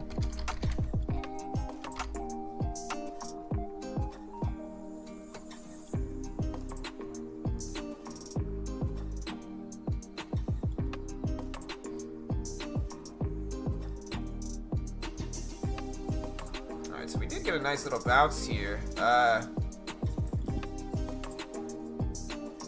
There we go. Alright, we just got out. We just caught the move. So, hey, that's 3 green trades, no losses today yet. And we're going to see how this goes, but we'll take that. For Richard and others in chat who had the stream quality just go down, click on the like gear or whatever for the settings and then manually adjust the quality. My stream also went down to 144p, but if you just manually readjust it to 1080, then it will like fix the good quality. Yeah, we just had a drop of like 70 people just left. I'm guessing the stream cut out for yeah, a second. the stream was like went to 144p by force. So if you just manually readjust it, then. Right. Hey, what's up, Yasir? Would you like to prepare your frequent coffee? I don't drink coffee anymore. I gave up coffee. I don't know how you could do it. I'd suffer. I mean, to be honest, bro, it's been a lot more stable feeling throughout life. You know, with coffee, it's like highs and lows, like. Absolutely. You know, and so I gave up caffeine, man, and I feel good, bro. I feel good, man. It's less choppy throughout the day. It's more even and balanced, and it feels good, man. You know, You're not even doing like tea? No, I'm drinking tea, but it's non-caffeinated, and so yeah, I literally stopped drinking caffeine 2 weeks ago for sure, and I did surprisingly well giving it up. But again, it's just a more stable day. Like, it's no highs, lows, there's no coffee crash, and it's just, I feel much better. You know, I almost wanted to drink coffee this weekend too, because, you know, I got up and I was gonna do the premiere of my video and hang out with everybody for a second, and I made myself a cup of coffee, and then I stopped myself from drinking it, because it's like, I feel better without caffeine, to be honest. You just said the V word, dude. Huh? The video. You said the V word. Yeah, oh bro. Man, I have. It's been literally. I just looked at my studio. It's been 28 days since my last upload. Yeah, honestly, it was close to that for me. QTT is ripping up, guys. Look at QTT. It's about to rip over this 370 level. But yeah, so it had been like 3.5 weeks since I put out a video, and honestly, it felt good to just relax, bro. It hasn't felt good for me at all because I keep stressing every day, man. Every day, I open it up the studio and I just see the the day since the last upload ticking up every day, and I just get more and more guilty. And then today I got a message from a friend and someone who's like kind of watched my channel, and he said, I guess he found out that I hadn't left because he said, "Welcome back. I figured you blew up your account or something because I haven't been uploading." Right. Oh man. Yeah, man. Videos, dude, they get PTSD from that stuff, man. Videos, they take so long to make. I don't mind making them, but it's like, it's almost like, it's not that I have writer's block, but it's like, I've told people so much at this point in time on my channel. Like, we've gone over everything, and there's some stuff that we can rehash and stuff like that, but man, people underestimate how long it really takes to make those videos, man. For me, it takes you know, hours and hours and hours, because I'm a perfectionist at heart as a whole, and so for me, you know, I'm a perfectionist, and so it just takes so long. Look at ASRT pulling back here. I feel like I have an obligation to upload, which is just what sucks, so that whenever I take a break, it feels like I'm failing to meet an obligation, and it really sucks the enjoyment out of it altogether. Because it's a job. Hard. It feels like a job, and I don't even like get really paid for it. So yeah, it's certainly work. It's certainly work, you know. But yeah, ADTX is pulling back to that $4 at 390 level, and see, again, guys, I hope you guys saw that. Like, I basically drew this line here at 393 or 392, and then I was talking about, I was like, okay, if this one pulls back to 4 or 390s, we might get a bounce, and it's a really easy bounce call right there. Now, there is some risk with it, but these are the type of trades I take pretty often. Like, I take these type of easy trades, not looking for long, big rips up. I think the reason most people fail with these type of strategies is that instead of getting out early, they try to ride it up to here, 450. And like, it might work sometimes, but I think for my style, it makes a lot more sense to just get a quick, 10, 20 cent pop, get out, STRR? No, I haven't heard of that before. Yeah, look at QTT is still trying. I haven't heard about that either. Man, just when you think you've traded like most small caps, you start hearing someone's you've never traded before, and you're just like, damn, Right. I haven't been here long enough. John, do you actively trade with the strategies you've made vids on? Yes. Yeah, I mean, that's what I trade with. Usually my trading will evolve, and so, if I'm trading a specific strategy, I'll talk about it in a video, and then if my style changes, BBIG, guys, BBIG is shooting up on the scanners. I like that. Love to see it. But if my trading evolves, and I think everybody's trading evolves over time, sometimes the market's going to be favorable for certain strategies, other times it's not, and I just try to make videos on the strategies that I use. I'll put it this way, I don't teach strategies I don't use, Oh man, dude. Yeah. This is some volume coming in. This is like 3 million shares over a minute. Candle closes in 5, 4, 3, 2, 1. Red candle here probably. If it isn't, then this is just crazy strong. Yeah, BBIG has a float of 8 million to 8.2 million. So this thing is rotated like 7 or 8 Oh times. no, it's going green. Man, if this candle actually goes green, it's gonna be so extended. Well, I guess that's fine. But we got 780s up there at the pre-market high, but it looks like we're rejecting the VWAP. I prefer to see a pullback here, even if I don't take the trade, just for like healthiness of it. Because if it just goes up there, then it's gonna be like we're gonna be at risk of a death candle. Because that's what happened to me yesterday. Is there was the stock I was trading, I was up like the $515 on, and it was up 500% on the day. And it really hadn't pulled back. It was like super extended, super parabolic, and then finally the death candle hit a 24% drop in price in like 5 seconds, and I tried to buy the bungee, right? And then within just 5 seconds I was down over $500. I actually have it recorded too. Like, do you know, like, I don't know if you guys are familiar, but like there's the subreddit Wall Street Bets, and there's like a meme, like the GUH meme. There's a guy who saw himself lose $30,000 in seconds. Do you know that meme or no? Yeah. Yeah, it's so like the sideways smile kind of thing, or kind of yeah. I almost had my own version of GUH. Like, you could hear myself on the recording, like physically, like in pain, dude. That was so bad. I think it would be funny though. Maybe if I ever feel, ooh, that's pull back. Yeah, you can hear me like react to this trade. It was so funny. I've never like upload that reacted. video, bro. Yeah, I might. I've never reacted to a trade like that. Yeah. I've reacted to trades. Like, I pulled the Home Alone, the two hands on the Home Alone. Oh, the face. Yeah, I've done the Home Alone before. Oh, that's funny. Yeah. So BBIG did just bounce at 7 though. I mean, that's a big downwick. Nice little doji candle moving up here. So this looks strong. Yeah, there's the rip. Watch 780s. Oh gosh, if this just breaks through 780 without any resistance, that would be pretty cool. Yeah. And this is why I use, like, Two-Way and I were talking about it earlier about the indicators we use. This is why pure support and resistance is valuable. Like, if you guys see this, like, I drew this level out at 705 exactly down to the very cent before this bounce happened right here. And this is why support and resistance, learning support and resistance and just technical analysis is the single biggest thing that you need to learn in trading. Over any other strategies, over anything else, just learn technical analysis. So here's 780. Broke over that, so we're at 8. So now that we're over the pre-market high, the next step for me would be open up a new candle and then hold 780 pre-market high level. Right, so it looks Oh my god. Yeah, it just explodes. I'm scaling down on this. I'm starting to get a little bit worried about like taking trades on it. Right.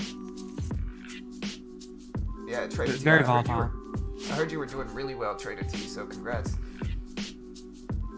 Yeah, now it's fly, sky's the limit. Yeah, and here it goes. I mean, like I said, the big step is it's got to hold 780s though. So like, yeah, we're ripping up over 8. All that's good and fine. We need to hold 780s though. And I think it's gonna test it at least sometime. But man,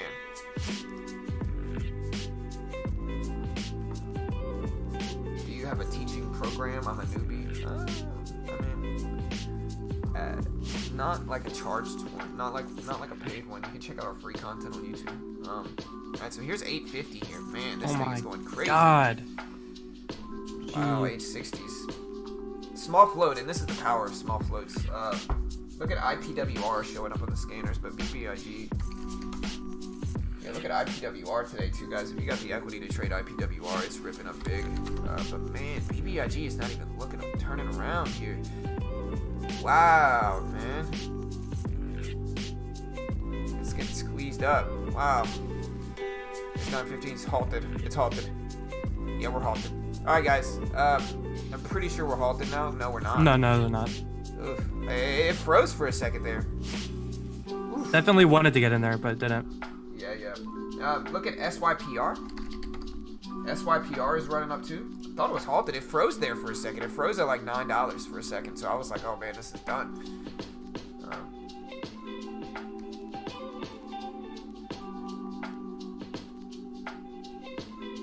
Like, this is literally moving 30 cents in a second. Yeah. Jeez, man. ADTX. There's so many rips. We got ADTX. We got BBIG. We've got SYPR moving now. BBIG is obviously the biggest one right now, though. We also have IPWR, which is up to like 1640s, and you know, look at IPWR here too. It's too expensive for me, but like, look at this for IPWR. That's a big move. So we're holding $8 here. So we're holding 8. We're in between 8 and 850 here. So this is a big range right now to watch. Between 8 and 850. Alright, here's the break over 850. There it is. Now we'll see if we hold that.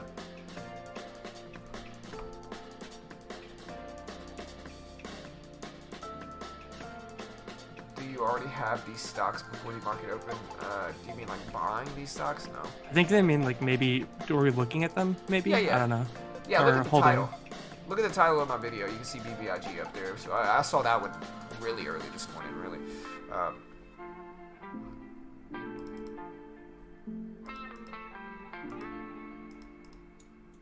Alright, so it's holding at 850s. Here's the push to test the high of the day. Here it goes. It's going to break. It has to, I think. Maybe not. But I It's think so there's volatile. Yeah, there's so much volume coming in. It's got to break. Yeah, there's the break. Now we'll see if it holds 9. Doesn't look like it. Well, yeah. So volatile. I'm not touching this right now. I mean, I think the move is... I'm not saying the move is done. I'm just saying to buy it right here, there's just a lot of risk. You know?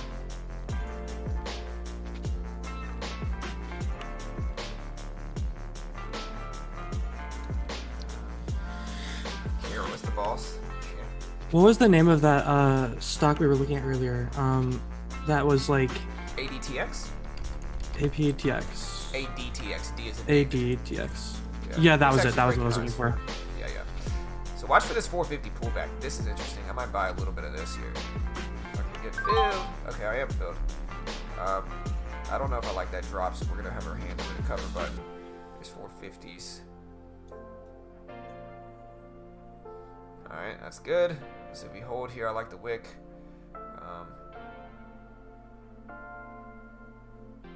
Got in a little pullback. Watching the level 2 pretty close now.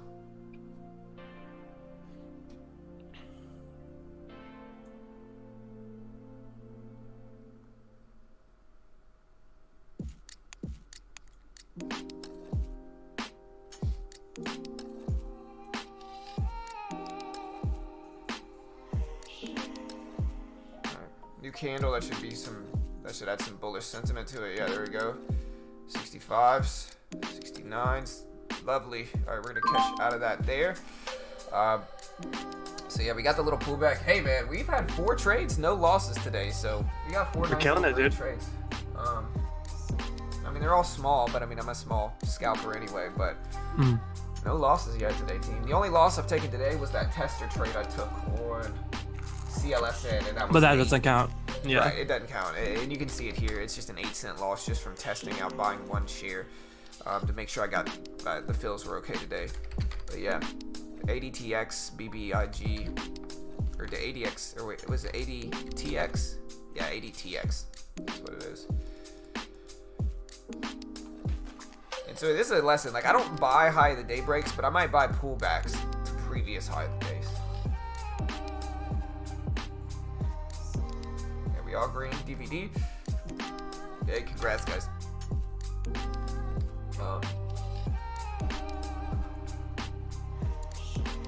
PEI, Pete. Not enough volume for me, bro. Alright, so guys, if you're just now following the market, BBIG, ADTX. Those are the two that are really having everybody's attention right now. There's also SYPR, which is pulling back to the confirmed level of 240. Let's see if we get a bounce at 240 for SYPR. We also have IPWR, which is just going absolutely crazy, but it's a little bit outside my price range. JAGX is putting in higher lows, and now I think this is interesting for JAGX. We are putting in higher lows here. Now, are we eventually going to get a rip over this 340 level? We'll see. But we are putting in higher lows. You can see higher lows, so upward trending. And somebody asked if I draw out trend lines. I don't really draw them out like this, you know, but I do look at them, obviously, and I think you can judge the sentiment without necessarily drawing them out. But AIHS is trying to pull a reversal here too. And then we have WIMI showing up on the scans. Yeah, look at WIMI. It's not my favorite, but we'll see if they hold at 750.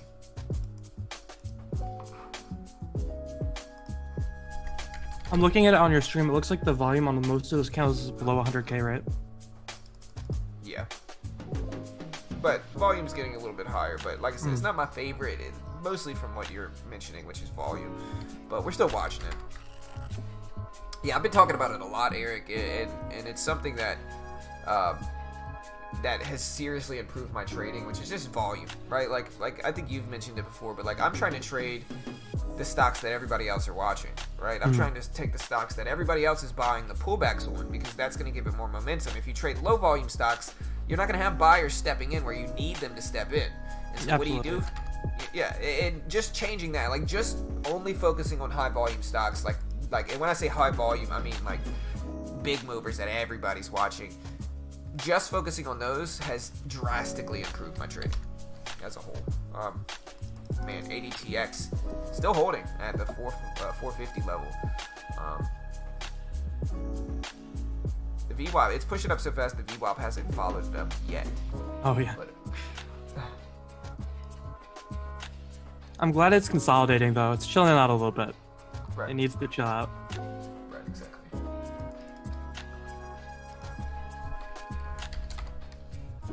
It's capturing my interest again, because before I was kind of out of it. But now that it's kind of chilling out for a little bit, I'd be willing to trade it again. Right. What's up, tomato? This is Thinkorswim.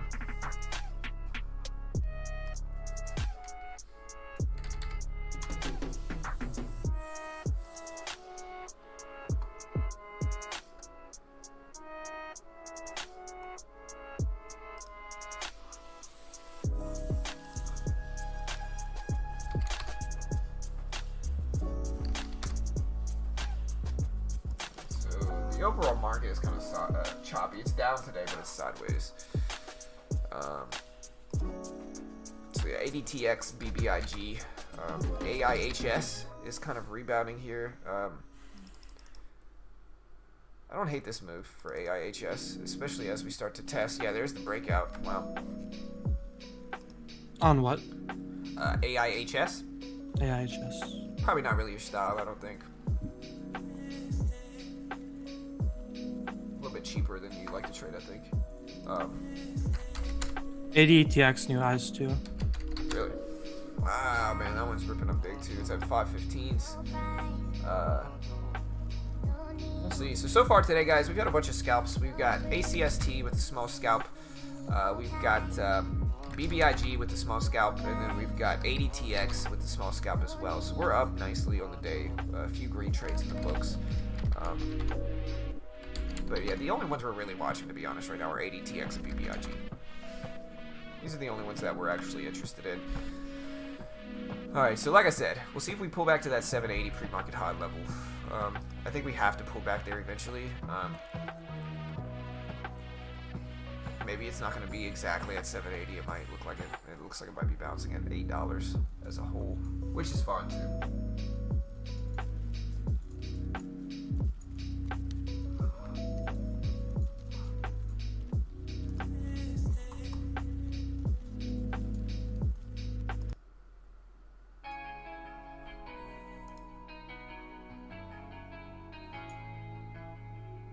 Okay, animations, bro.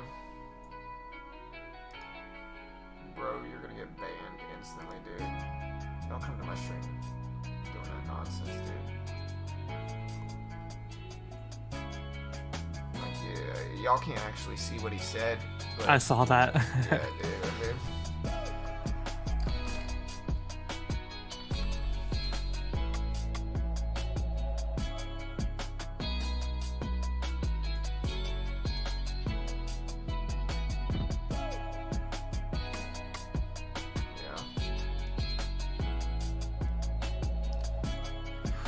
ADTX.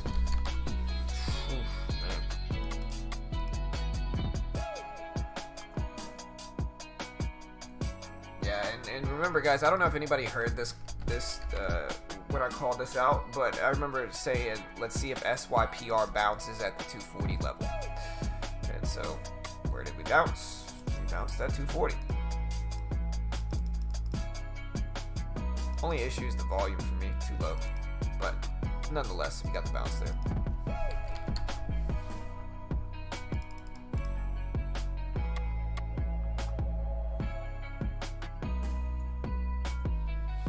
Yeah, ADTX is going crazy. We'll see if it bounces at 5. Yeah, we're looking at WIMI.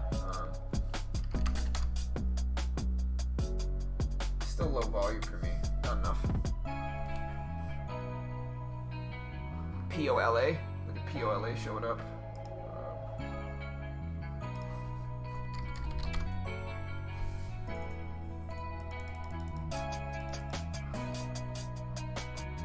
Very nice, Jose.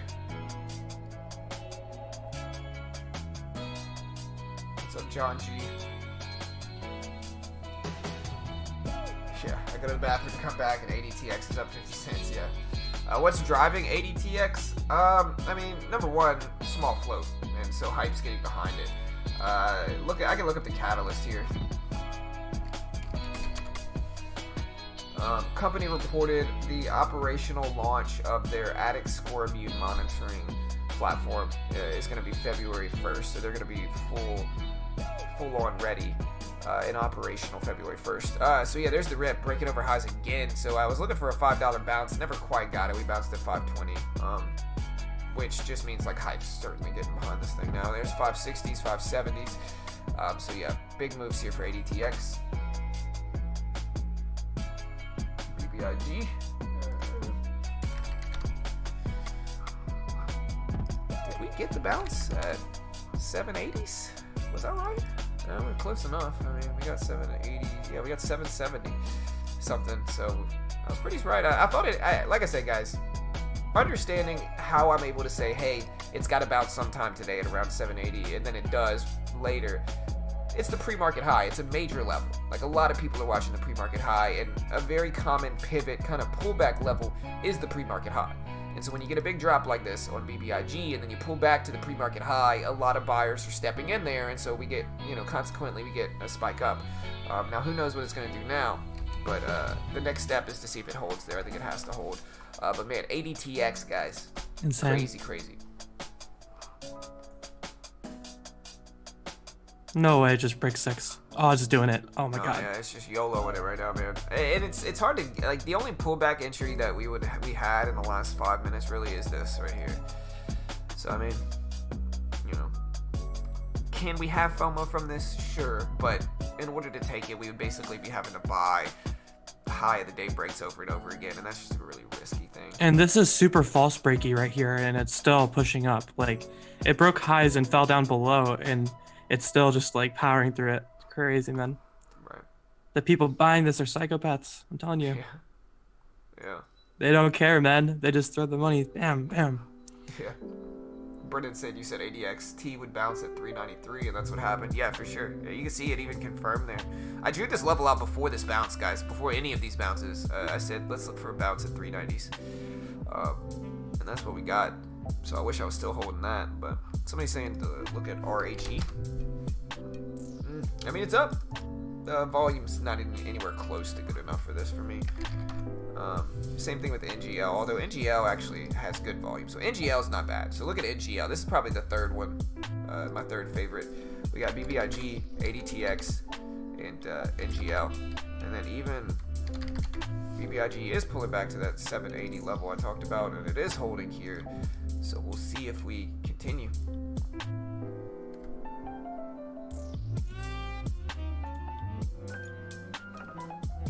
It's soaring.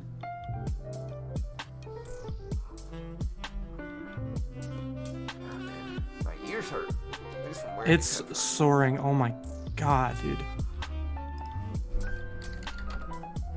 Ooh, man. 660s, 670s. Yeah, this is super parabolic right now. Yeah. I'm so scared to actually take a trade on it. Yeah, me too.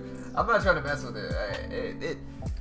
It's so high up that it's going to be hard to get an entry, and every time I'm like, oh, this thing can't go any higher, it does. So, like, you know, is it really my style and setup? Not really right now. It's just too extended up there.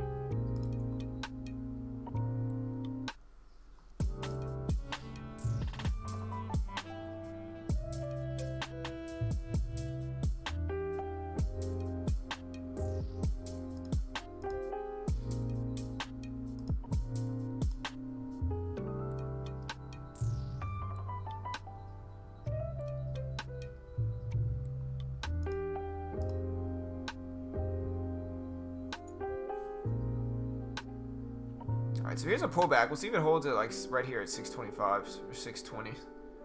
I can see either one, you know.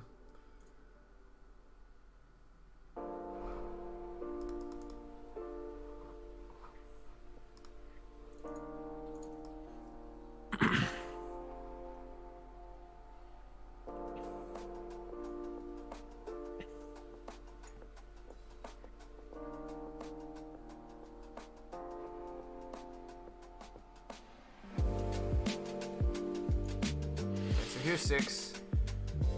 There's the bounce. See if it holds now. It's gotta hold.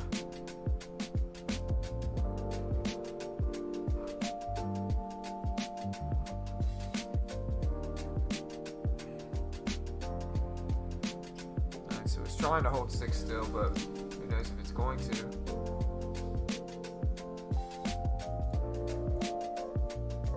I took a quick $15 scalp there. I'm on 300 shares, so I scaled down like significantly. That's why I was actually able to take a trade there. On full size, I would never be able to take a trade. I would feel way too scared. Yeah, so we're scalping a little bit of the market right now. The market's actually squeezing up big. We're gonna try to get out with a limit order here. Trying to get filled. Doesn't look like I'm going to, so we'll just exit out here. So we're up $60-something in futures. We'll come back to that. We're still looking at penny stocks for the most part. But we did get a rip in the SPY, so shout out to whoever said the market was reversing, because that's what kind of drove me to look at the SPY and scalp some futures. So BBIG did hold at 780s.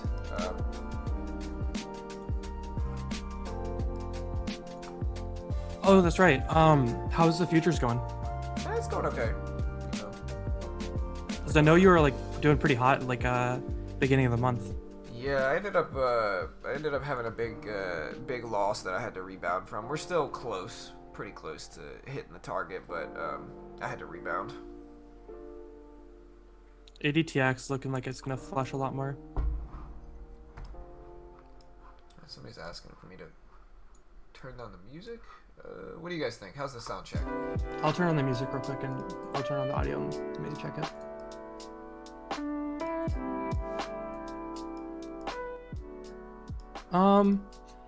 I could say it could do a little bit quieter. It's like about even audio with like both of our voices, but yeah, it's more of like everything's balanced, yeah, instead of it being lower. Right, is that better? I lowered it some. I think so. Yeah, Okay. I just listened to it. I think it's a lot better. Okay, cool. It's a little loud. Yeah, sorry guys. Alright,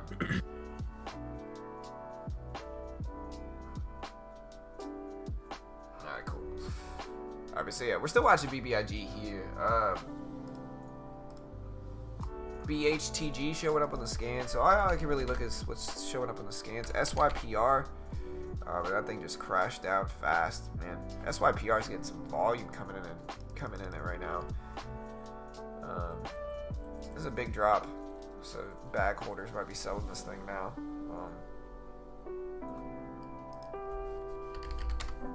WEI, BHTG, ORBC, POAI is moving up some. So yeah, POAI is not terrible.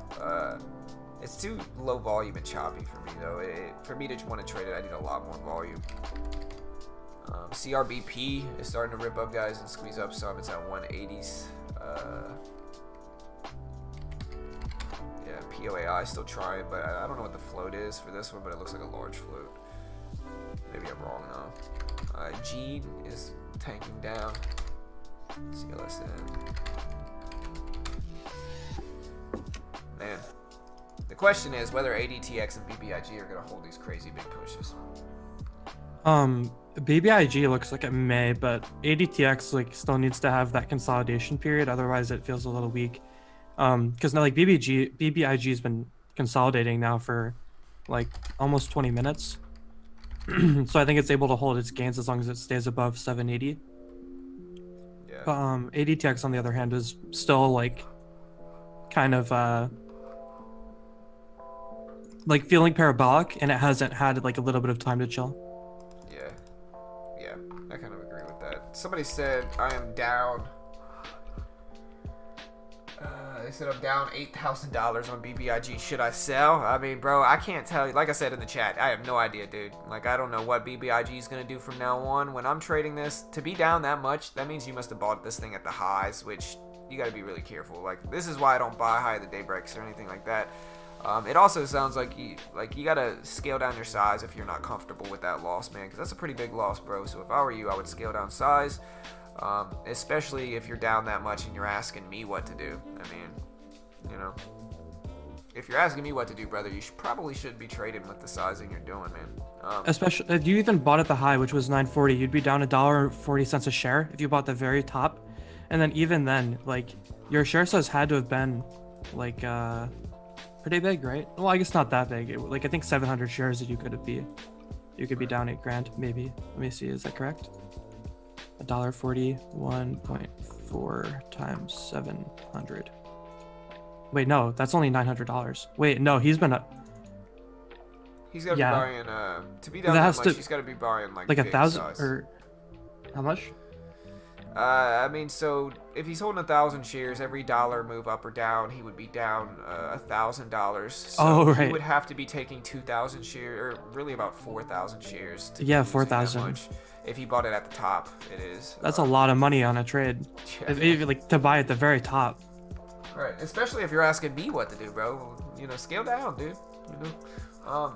Well, you think if you're trading that much money, you would have like, you would have been doing this for a while and probably have more experience than either you or I, because I know I don't feel comfortable taking 4,000 shares. Yeah, I mean, like I said, to be honest, a lot of it doesn't have to do with experience. Some traders are just gonna YOLO it more than others, and I'm not much of a gambler, and I'm not saying you are a gambler, but if you're taking that big of sizing really early on in your trading career, I'm not even saying you're a gambler. To be honest, you might just be watching the wrong people, bro.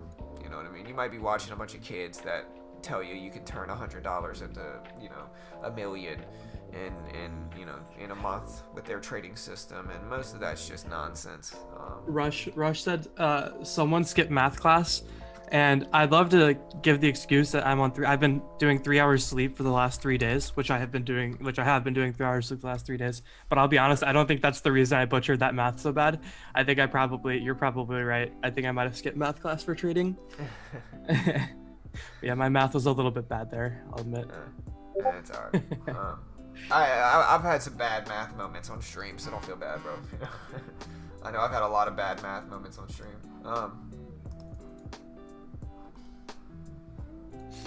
Even more the reason that I need to make trading work, because I can't do math. not that I think I'll need to be able to do like well, actually maybe basic arithmetic I should be able to do. I don't know. No, not like I need to do calc or anything. Yeah. All right, so POAI. I mean, I know we're gonna have the guy that called out POAI today. Like, I told you so.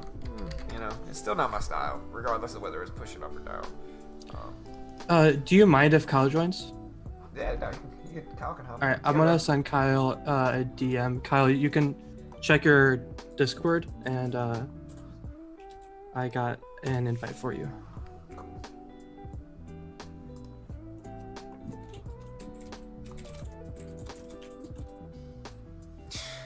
King. Graphic calculators. Johnson and Johnson worth trading. I don't know. What's up from Morocco? Hey, what's up from Houston, Texas, brother? What's up, man? Hey, later, Diego.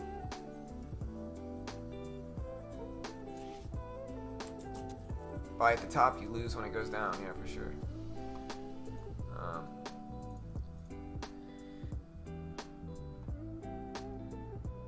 How can you lose on a stock if it's up 500%? I mean, really easily. Yeah, I mean, it's gone down. Let me see. It's gone down 16% from the high. Right. So if you bought the high. And this is what happens, right? Like it really, in order for it to continue going up, it needs buyers. But it's like people see this, like they see moves like BIG and ADTX, and it's like they just get FOMO. It's like they see it continuing to get higher and higher and higher. And the problem is, and here's the reality, right? Is that buying it when it's going up, it might work a majority of the time. The problem is when it doesn't work, it's gonna just destroy you, man. Like, it's gonna just ruin your account. And so sure, it might work sometimes, but the problem is that when it doesn't work, it's gonna compensate way more plus than when it did work. And so that's the problem with buying those pullbacks and dips. All right, so let's let Kyle in here.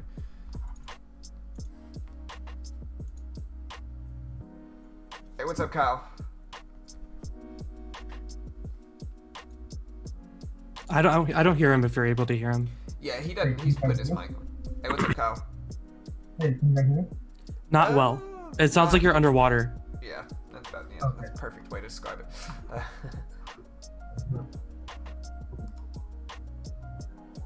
Give me just a second. I'm plugging my mic. Okay, yeah, no worries. Alright, so ADTX here. We'll see if it holds at 525s.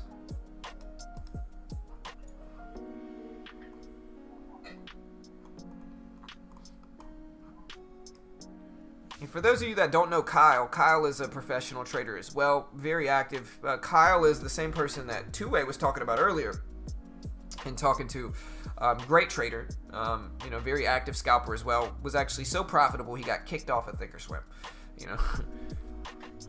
So he knows what he's doing. I'll put it that way.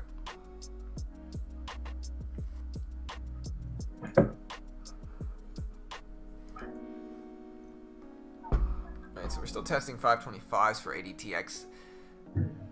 It's going to take a lot for me to want to buy it back into this thing, to be honest. We'll see, but a lot needs to happen here.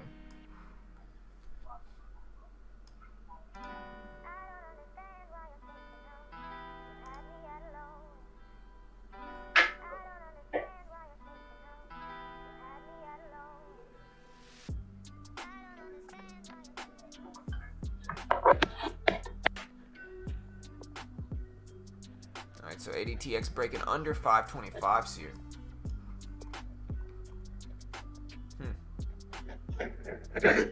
Everybody in chat right now, let me know what your 5 favorite stocks are.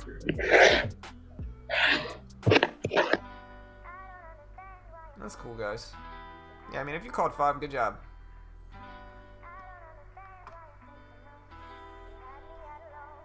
Can I start trading with just $100? I mean, you can start practicing with $100. Yo, Kyle, can you educate me more on low and high float? What makes it a low and high float? The total and number. I'm not Kyle, but I'll answer that really quickly. So basically, the float is going to be the total amount of shares that are available and kind of floating. Think about, when you hear float, think about the total amount of shares that are floating out there in the ether. It's the total amount of shares available. And by that logic, stocks that have small floats are more easily influenced by trading, right? Because if you buy 10,000 shares of a million float stock, which is very small, that 10,000 share buy might influence that stock some just because it's such a large percentage of the overall float. Now, if it's a large float stock that has a billion in the float, you could buy 10,000 shares and it's relatively insignificant. It's not going to do too much for you. You know, it's not going to influence that stock price. I'm going to get out here in futures. I'm up $112 on the day in futures, but that's why float is important. And so ADTX and BBIG both have very small floats. And so what does that tell us? It tells us that they're more easily influenced by hype, momentum, trading in general, right? They're going to have larger ranges on average, and they're going to have bigger potential to really go crazy like ADTX and BBIG did. They're going to have more obvious emotional moves in the low floats as well. So that's why float is important.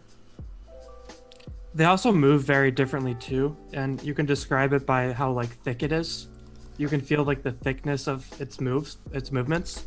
Right. With a low float stock, it's not unusual to see bids being skipped on the level 2, like where it can like move 10 cents just like without touching the like anywhere in between. Whereas on a higher float stock, that's a lot more unusual, unless it's like a very high price, because when it's a higher price, it can skip cents more. But if you're trading two equally or the same price stocks, the low float one is going to be able to like skip cents, whereas on a high float one, that's very unrealistic unless it's trading like crazy amounts of volume. Right, exactly. And if you want to see like a large float stock, look at like GE. GE, very large float, like $1 billion or something crazy in the float, maybe more than that. So GE, large float stock. So here's GE. You can see smaller range. You know, this thing on average has moved like 20 cents today. Insignificant movement, 20 cents, not much. But it is going to be more stable and safe if you're an investor. You know, it's going to be more stable, safe, smaller range, less risk, right? Or if you look at ADTX, which has moved, you know, over 101%. Yeah, $2.60. Yeah. So yeah, and that's the difference, and that's why it's important to understand float. But what determines what a large float is? How many shares the company put out there. If the company put out 1 million shares in the float, it's a small float. If the company decided to put out 1 billion shares in the float, it's a large float. It's all about what the company put out there. How many shares the company made, you know, created for their company. You know, that's we know that stocks are used to like fund companies or fundraise companies for some sort of project or something that they want to do. Like if they need more inventory, but they don't have the capital to purchase that inventory, they could run an IPO where investors would purchase the stock so that the company could go make more profit, and then in turn use that profit to either continue growing the business or pay dividends to investors. And whenever they do these IPO, they offer some shares to the public. Then they'll also do some like back-end deals with some of their shares. And the float refers to the amount of shares that are publicly available to trade. So like whenever you log into, you know, your TD account or whatever, or Thinkorswim, and you want to go trade, the float refers to what you're personally able to trade, how many shares are available for us. Right. And that's the float. So the float is determined during the IPO. And then if they were to do like a secondary offering, that would change the float. Right. And so to go back to what Two-Way was talking about earlier, we had a lot of people asking about offerings. Offerings are usually when they add shares to the float, thus diluting the company, right? Somebody else said Tesla. That would mean Tesla has a small float. No, Tesla has 750 million in the float, 760 million. The float is not the end-all, be-all of volatility. You're going to have higher float stocks that are volatile, and you're going to have lower float stocks that are not. Right, so it's not like just because it has a large float, it can't be volatile. There's a lot of other things. there's a lot of different elements to that. And so it's not like float is the end all be all, but with penny stocks especially, like if you want to see the stocks that have the potential to really go crazy, look for small float stocks, you know. With a lot of demand. Right. What's up, Kyle? Yeah. You there, bro? You get your mic straight, man? Testing, Kyle. 1, 2. What's up, bro? You there? No. I think he might be trying to sort out his microphone. He did move to, I think he moved back to Thailand right now, so he probably doesn't have his stuff set up. Right. I know he sent a picture the other day from a hotel, so that being the case, it's definitely possible that, you know, just doesn't have his stuff set up. Right. No, I mean Kyle's in the Zoom conference still with this David, so he's still here. He's just probably getting Vietnam. his mic fixed. My bad, Vietnam, not Vietnam. Yeah. So, well, ADTX hit another peak today. I mean, that's Which the one? question. ADTX. Oh, right. I'm still watching that. Yeah, I'm certainly still watching it too. For me, ADTX, the big thing is like the VWAP, and this is when, like, mostly I'm using just support and resistance levels, but this is where the VWAP comes in for me. And so, like, I'll look for major levels underneath the VWAP. In this case, I see one at like 450. That's my line in the sand. We break under 450, I'm done. And you're not going to see me buy a stock under the VWAP ever. I'm never going to buy a stock underneath the VWAP. The only time for me in my system that I buy stocks is if it's above the VWAP. Right, if it's below the VWAP, that's the short zone, that's the bearish zone, that's not what I'm messing with. And so for me, as long as ADTX maintains above the VWAP, I mean, it still has the potential to rip and run. It might not, we never really know, but like that's my conditions for it. Yeah, I'm seeing SENS. SENS is starting to rip, and this is an outlier because I think, let me see what the float is SENS is. I know this one went crazy, too. And so yeah, the float is almost 100 million, which isn't huge. It's not really small either, though. It's definitely larger than I usually like to trade, but this one did have a lot of volatility and movement too. But even during this one's big volatility and movement, you can still kind of see, like, one thing you'll see with larger float stocks is if you zoom out, you'll see some white on the chart, which just means there's a lot of wicks. Which you'll see a lot more prevalent in higher float stocks. So even when this one ran up, you could see it. You could see a little bit of white in here because that's the wicks, and so there's more wicks with higher float stocks. And this probably goes back to what Eric said earlier, which is that it doesn't skip cents as much. It doesn't skip prices as much. So there's going to be more wicks with that, if that makes sense.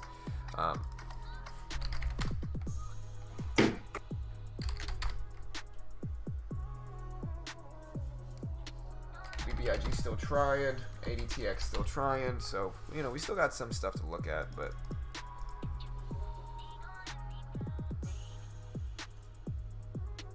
what's up, King? The blog's doing good, man. The blog, I'll put it this way, the blog has made my money back from the investment, you know, roughly 6 months, 7 months ago, so yeah, the blog makes me money every month. I haven't been uploading content to it, just because I've been doing a lot of different stuff, but the blog's been working well.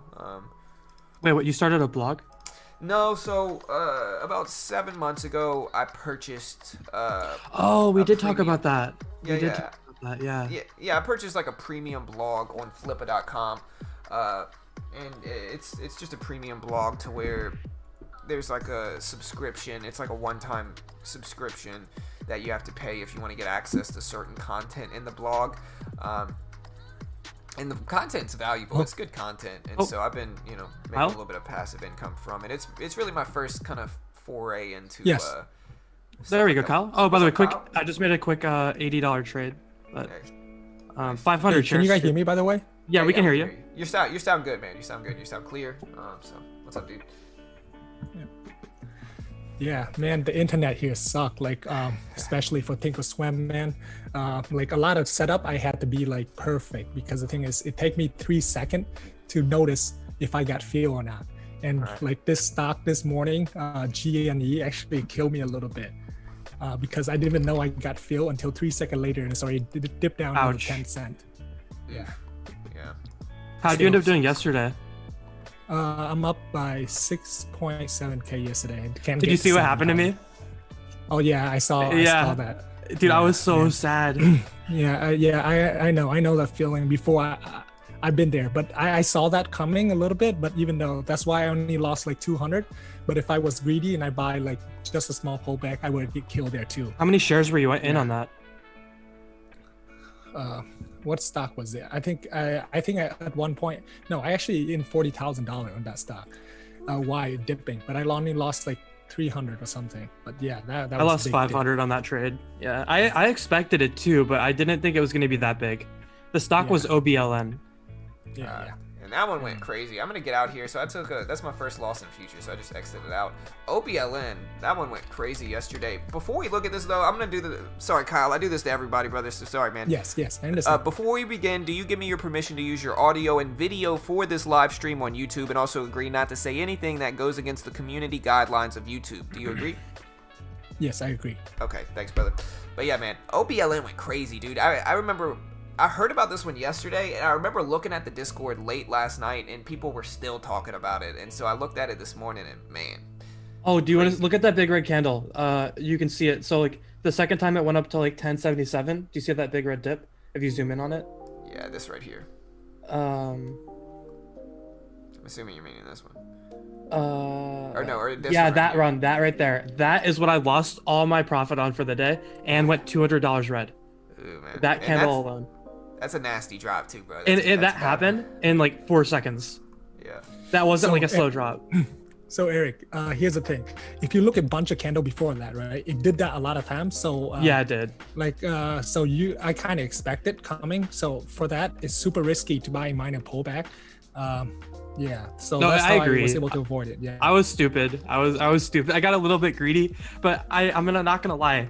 I was not expecting it to be possible for me to lose all my profit on the day and go red. I figured like if I lose, I might lose like a couple $100 and then that would be the end of it. But no, it was not like that whatsoever. It was so bad. I think it's really interesting how we all agree on the pullback. So like if you guys want to know how to trade pullbacks, it's interesting that we all agree on that. So like Kyle, Eric, and I all agree. It's like I'm not trying to buy a minor pullback. If I'm buying a pullback, it needs to be an obvious pullback. It needs to be extended enough to get buyers stepping in. It needs to be extended enough for buyers to look at it and say, hey, this looks cheap for a quick bounce, you know. And it's interesting how we all see it that way. And what we're meaning is like if you buy this little pullback here, that's a lot of risk, right? But if you wait for like a big pullback, that's a little bit better, you know. So okay, so just to John idea, okay. If you're just thinking of term, when you sometimes you can buy just a little bit minor pullback in case of when you think of term of when short got stuck. That's how you know when you can buy a little bit minor pullback. But still have to be like confidence. Like you can start to average in a little bit. If you look at what is it called? ADTX this morning, right? Whenever a short got stuck, right after that pop right there at 10:06, that's when the first pullback happened. Even though it may not stop at 9:14, you can start to size in a little bit and side downs. Because the thing is, most of the time, at least when it bounced halfway closer to the high. Right. Exactly. That's what I mean. And we are super fast traders, and we got out way. Yes. Right. Yes. Yeah. Sorry for interrupting you, brother. But yeah, you're exactly right. It's at least going to fill some of that range out. And so if you can just take advantage of that small range, that's the beautiful way to do it. And the way I do it is exactly like you said, Kyle. I don't mind. Like, I think I even did it earlier on ADTX where I'll buy like I'll scale in. And so I'll say, it's not the pullback I really want, but I can add to it now. I can take half sizing now, and then if it pulls back to the major level, great, I can add full sizing, and if it does it, it'll be a green trade anyway. And so you give yourself the best chance of success. Wow, so Dipsy here with the, I don't know how much this is. It's Korean won, South Korean won. Yeah, let me see. But I appreciate it regardless, though. Thank you, brother. Yeah, that's whoa, bro. That's $90, dude. I think. Yeah, bro. Hey, man. Wow, that's crazy, dude. Thank you very much, Dipsy. I appreciate that, brother. Won $21,000 on OBLN yesterday. Thanks. A lot of thanks, bro. Hey, man. Hey, I appreciate that, dude. Thank you very much. Wow. So I mentioned earlier that I was doing the trader rehab, but I already broke the 100. I'm up to 165 now. But so I think I might just adjust it to like 200 is where I have to stop. And then I no way I'll keep trading after 200. I'll stop there. So I got 35 to go, and then I'll probably call the day. Right. Eric, honestly, I do not think you should do that because it happened to me before. You just gotta, as long as you don't keep it to yourself and move on, that should be completely fine.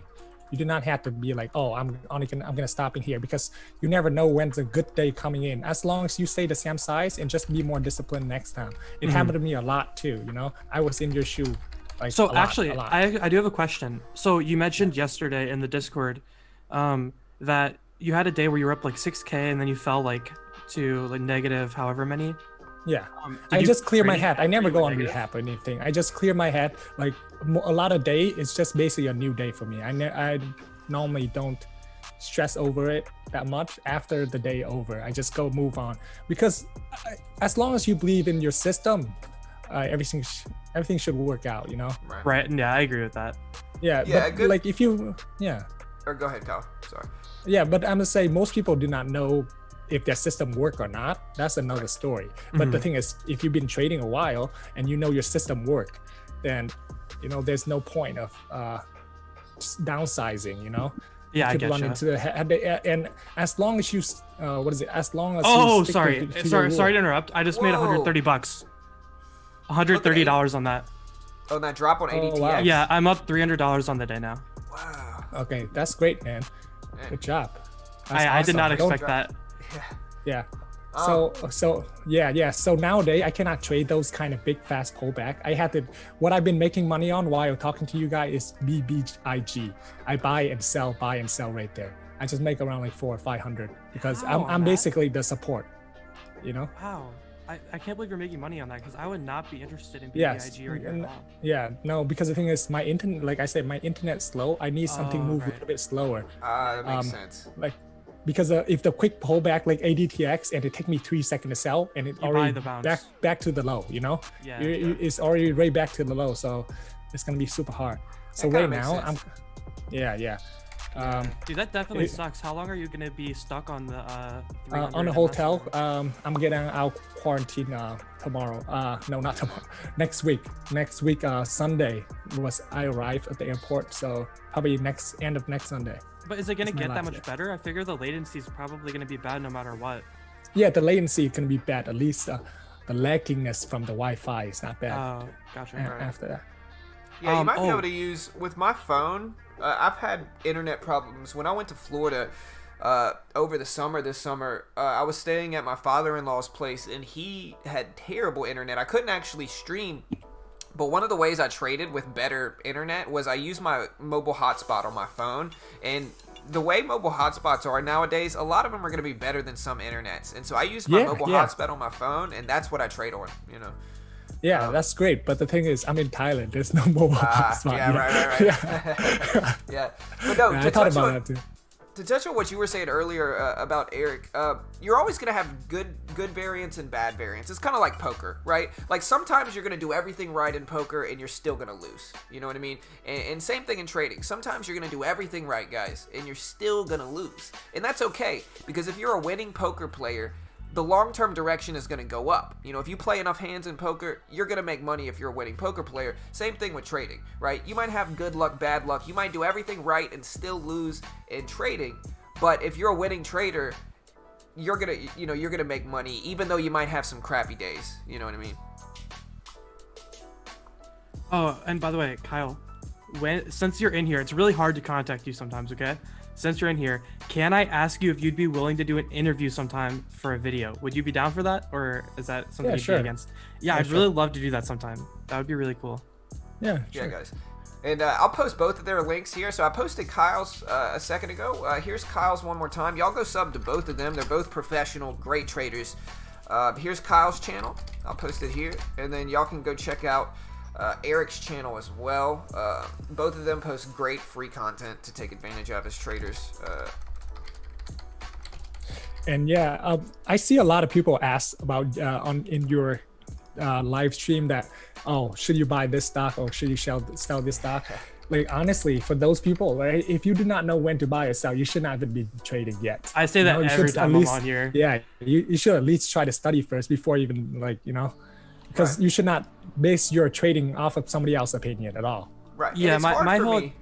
Oh, go ahead, Eric.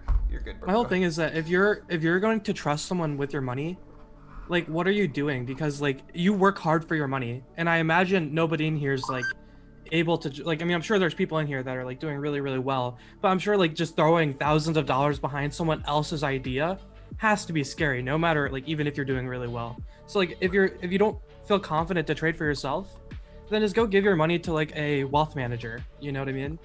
Like, if you won't touch it yourself, or if like you want someone to do it for you, because if you're just going to trust random people, like, how are you even going to know who's credible, and what are you going to do if you follow their play and you lose thousands of dollars?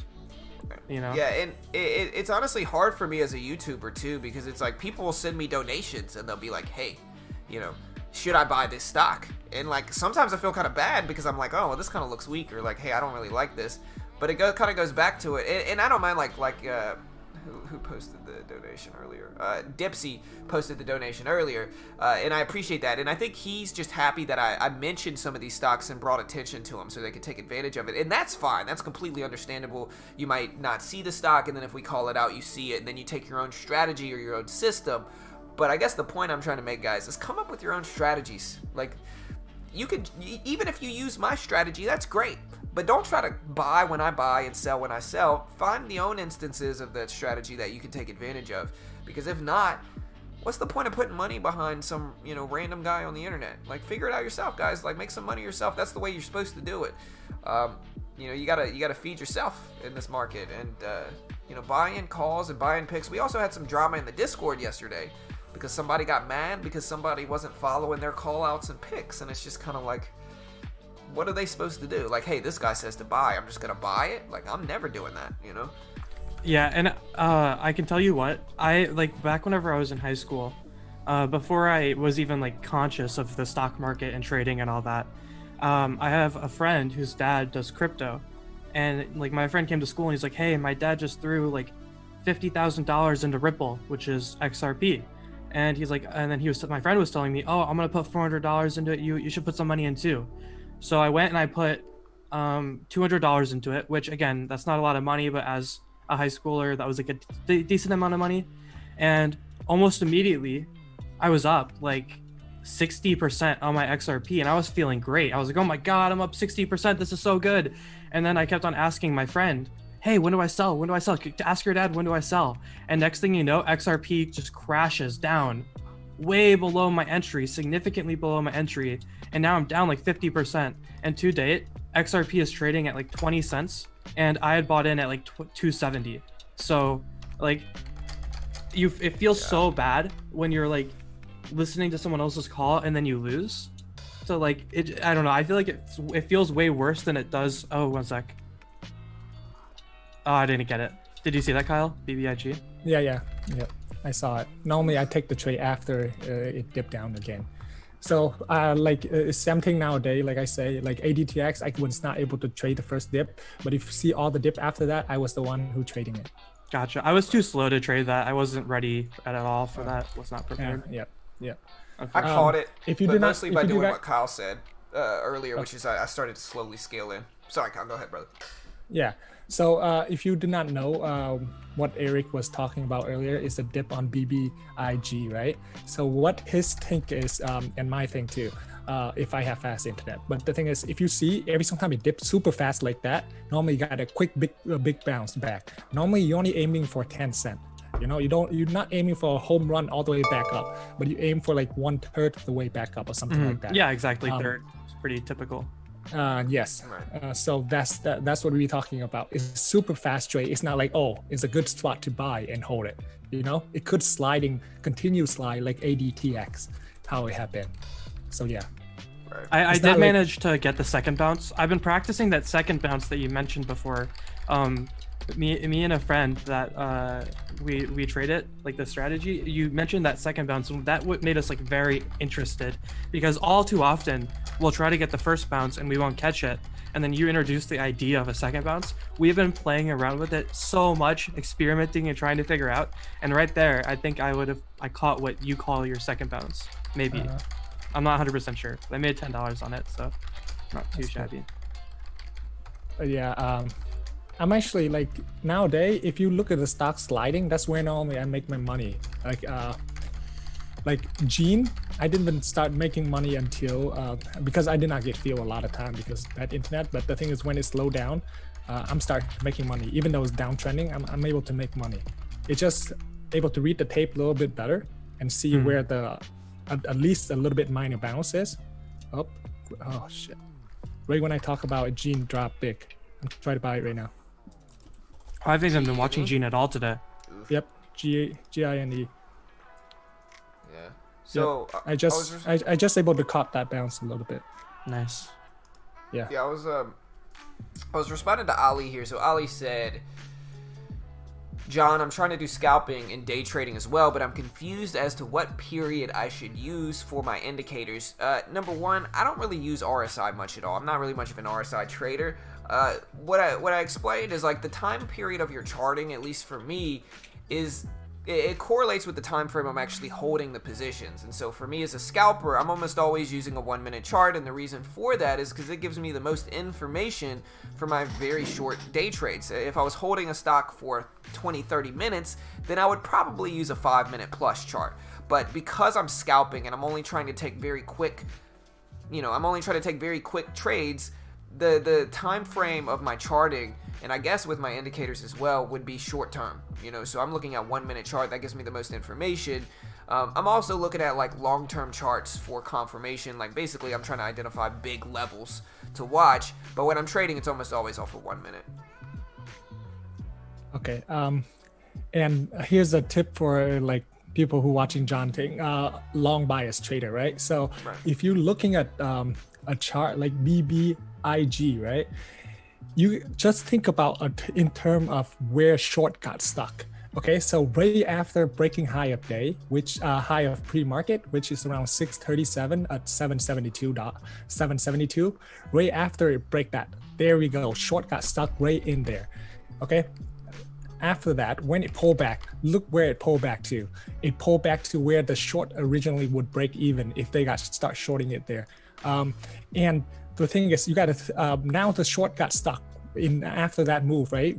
Whenever you see the dip, it start to have at least a little bit minor bounce. Whenever you see a dip, it have a little bit minor bounce until it started consolidating around 773 and 8.5, right? So right there, that's when all the short are either they position shorting it, or they already got out, the one who got stuck. So when the next dip break that 7.7, which is the previous support, that's why it's such a big flush. And right now, since there's no more short stuck, that's why the bounce is not that much anymore. Only the first bounce when the probably a little bit of short try to get out is near the VWAP. That's why you got that minor bounce. And the one that who did not size in yet start to size in after that big crack. That's why it started going down even farther because it's short. And now the long got stuck after that because everyone tried to long it there, thinking that it will break high of day. So yeah, you got to think about both way when like where the short got stuck and also when would they cover. That's when you can see a little bit minor bounce, 100% agree. That's the same thing Two-Way was talking about earlier as well, which is that like when we're looking at these, we're looking at if it's easy to borrow or not. Because if it is easy to borrow, there's a lot more short squeezes on the upside. If it's harder to borrow, you're not going to have as many squeezes that you're going to prop the thing up as easy. What do you guys think about ACST is starting to head back up? I'm looking at, not ACST. What was ADXT? it? I was just looking at one. No, not ADXT. Or ADTX. I can't remember it. I'll come back to it. Sorry. Kyle, I wonder what you think about this, right? So like a lot of times people will people will often contrast fundamental analysis versus technical analysis, right? And I think that what's important, especially as a scalper, is there's three things I specifically look at, and then whenever I'm trying to like teach people what I do, this is how I describe it. So the three things I look at is the technical analysis. I look at the psychology, which is kind of what you described, which is where are people that are long biased and short biased looking to buy and sell or short and cover. So there's like that psychology aspect, the technical aspect. And then I also look at like a statistical aspect, right? Because it's very unlikely that a stock is just going to fall, 20% 20% out of nowhere. Like it can happen, but it's overall pretty unlikely. And for like, let's just say a 10% is within like one standard deviation of normality, and then like another 5% would be 2 standard deviations, and then 3 standard deviations, and so on. And with each standard deviation that like farther from normal, it becomes more and more unlikely. So I'll look at like the average true range and consider that like one standard deviation, and then try to figure out like exactly how much more it would have to fall for it to be another. So I combine like the statistical, the psychology, which you mentioned, and then the technicals to dramatically increase my win rate. Do you do something like the statistic kind of side of it too? Or is that something that you haven't really looked at? No, I honestly hasn't looked at statistic at all, because I trade in such a short time frame, and each stock trade completely different. If you look at like G, it's really hard to do statistic for any stock, unless it's for the specific stock, it's different. But for all the stock in general, since I'm only in and out within a minute, less than a minute, like the statistic doesn't come in play as strong as the people who position trading it, you know? See, I don't know if I agree about that. I'll let you finish and then I'll give my counter. Because like today, right? Like yesterday, yesterday, most of the dip of every single stock we see have a big bounce. And today, every single thing just tanking. How can you take that into statistic? Well, you look at this. You look at the history of the stock. So, for example, I was trading my. But the thing is, history of the stock, right? Okay, if you look BBIG, ADTX, GNE, they all trade different. You cannot just say that all of them trade the same in the history. They don't. Right? But the thing is, yesterday is basically all stock, right? That even dip a little bit, it have a little bit minor bounce. Right now, every single thing just tanking. I think is a market sentiment overall, instead of like the individual stock itself. That's what I feel like. So statistics for me is really hard to play in the thing. Do you not consider the average true range of the stock you're trading when you're trading the like Bungie pullback? You know, if you're talking about average true range, it's different. But let's say if the stock, I see a big red candle right there, right? Like 824 to 7, that's $1.20, something like that. And if I see that, but the thing is, I did not put that in consideration until it bounced back up. And until it bounced back up to that level, I'm expecting that somehow it will have that big drop again. Somehow it will have that close to that at least side of big drop again. If you look at OBLN, was it yesterday, right? Yeah, let me check out OBLN. Let me pull it up real quick so I can see what you're talking about. Was it yesterday, right? Yeah, OBLN was what we traded yesterday. Yeah. OBLN, right? If you look at the time at 218, that's when I start to, or the time before that. If you look at the range, which time zone? The drop, it is Eastern time zone, trading time zone. Okay. Like 2 p.m. basically. It from 2 p.m. the drop from 10.77 all the way down to 9.04. That's basically $1.70 drop, right? So basically I can I don't trust the stock once it does that. You know, that's way too big a drop within 2 minutes. It's same thing with the fake out in. That's why the fake out in 215, it did exactly the same thing. So where you lost money yesterday was at 306. So I was expecting it gonna do the exact same thing. That's why, even though I expect it to do the same thing, I start to size in at 911, which I expect the range to be about the same, about $1.70.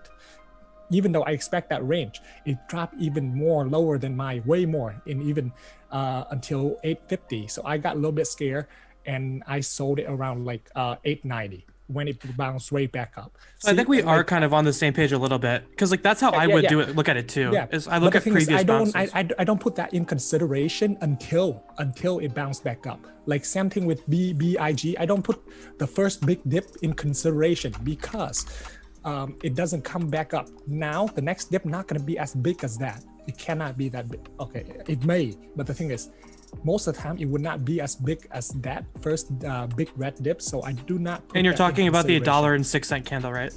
Yeah. So you think? So you're saying that? Unlikely. It's unlikely to see another $1 flush.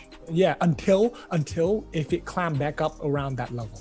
You know what I'm talking Gotcha, about? yeah. So sense. that's when I started put into consideration. But right now, if it dipping, it probably dipping another like 30 cents after it breaks 6.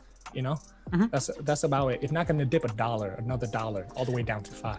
That's actually definitely good to think about, because there's been times before where like I'll be trading and I'll see that the average like range of these flushes might be like 60 cents, and then a stock will flush to like 40 cents and I won't buy it because I'm like, oh well, it's ranged 60 cents before, so I don't take it, and then I don't get the opportunity to even trade it because it didn't flush as much as I had expected. Like it doesn't goes down as much as, but like what you're saying is that sometimes like, you know, you don't have to wait for it to hit that average range. You can take it before. It's also about like how the stock moving too. That's the main point, because the thing is, like I say, okay, for the big dip, you can expect to be you can expect the true range like that, but when the stock actually move in slowly, you cannot expect the range to be the same as when it's moving fast, you know? Absolutely. So after you start to see the stock moving slowly, and when it start moving a little bit slower, that's when I start to size in a little bit. Especially now, I make money on normally downtrending stock. I cannot make money on the quick pullback. Yeah, I do too. I make so like yesterday, for example, I only made $100 when OBLN was going like super parabolic, and then I made the $400 on the back end.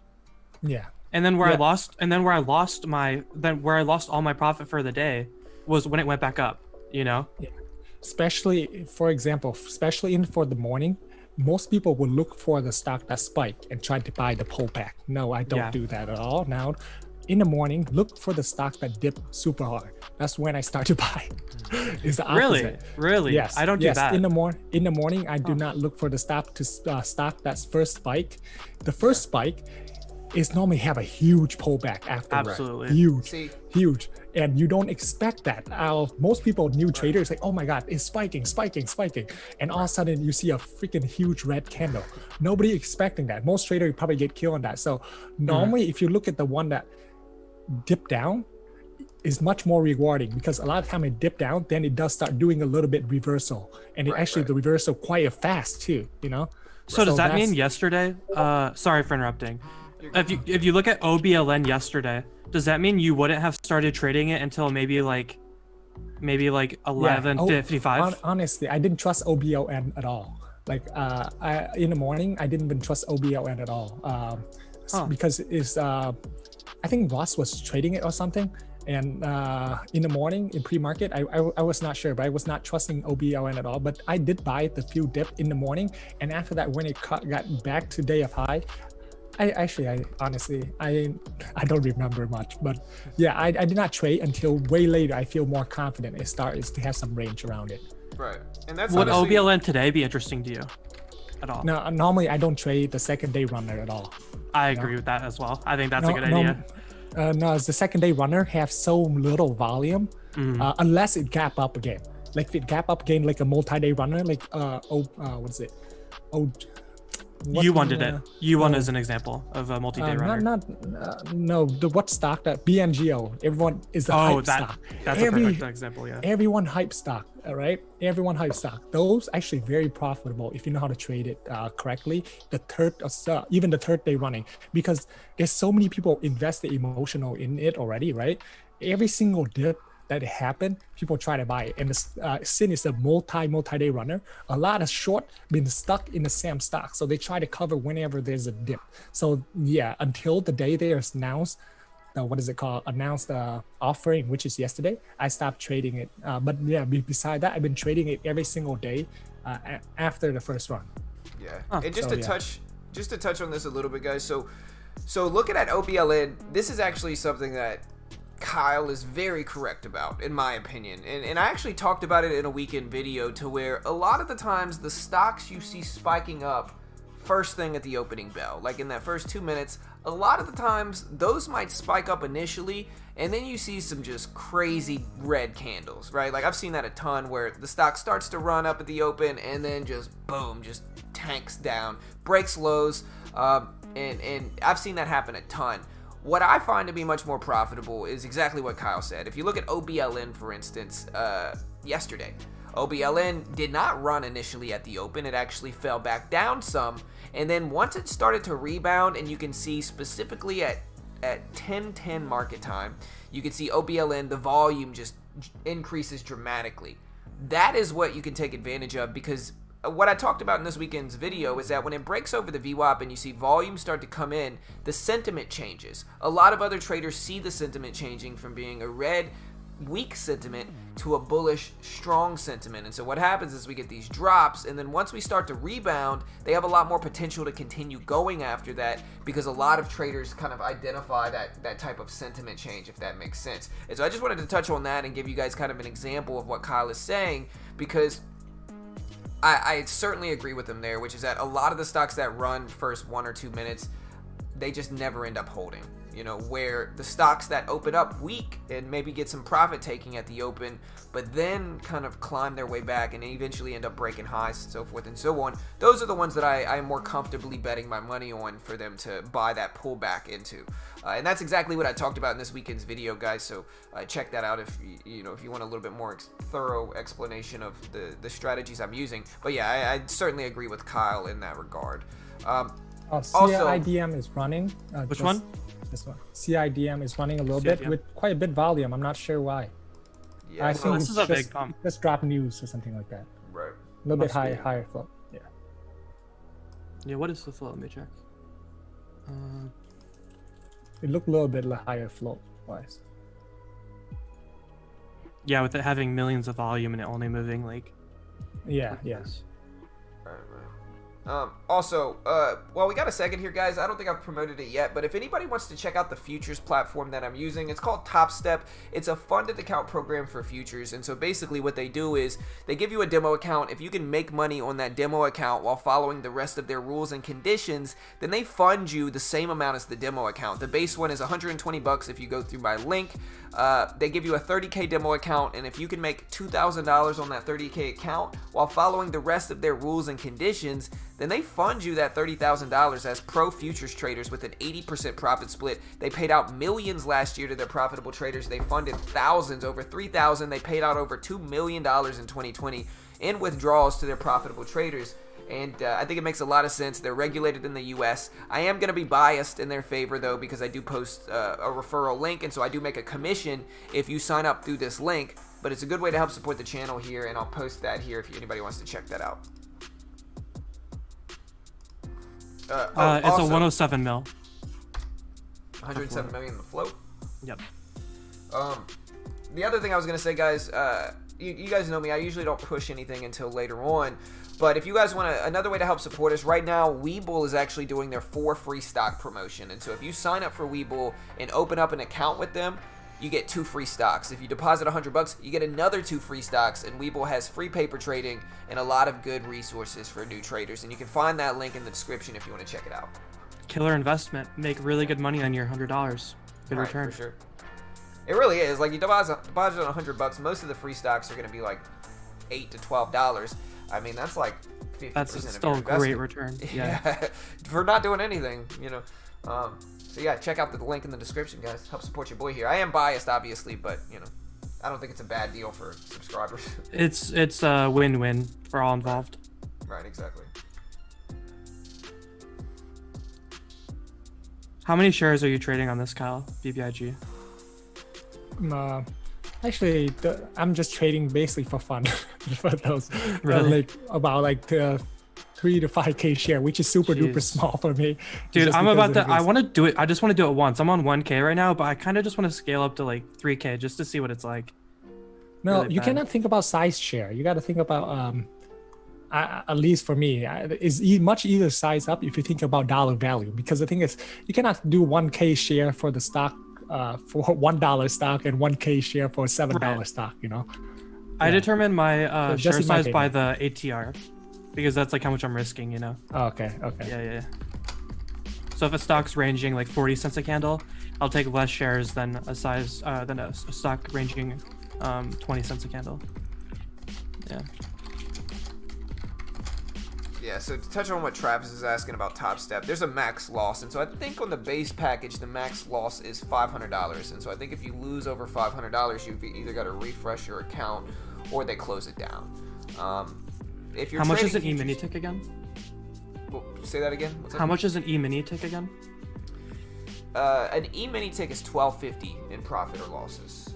So the 500 is a pretty reasonable amount then. Yeah, for sure. And even still, even if you don't want to trade like the E-mini, you can trade the micro E-mini, which is 10 times smaller. So instead of being $12.50 profit and loss, it's like $1.25 per tick up and down. So that's a much lower risk if you want less risk, guys. That's probably the way.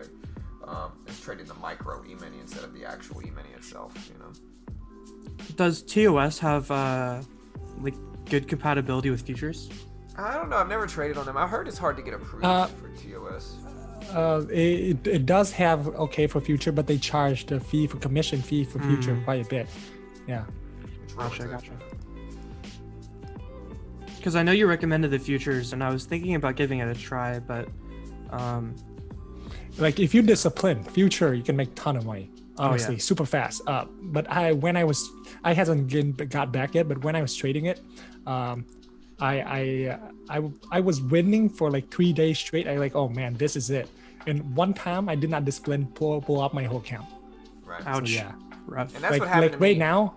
Yeah, like right now for trading stock, like if I once in a while, I'm not disciplined. It's not gonna blow my account up. Where future, if you're undisciplined, because the thing is, it's basically you leveraging money. That's what future is. Right. For sure. So if you're traders. undisciplined, it can blow you up so fast. For sure. Yeah, people love leverage. Yeah. I'm not a fan personally. I'm not either.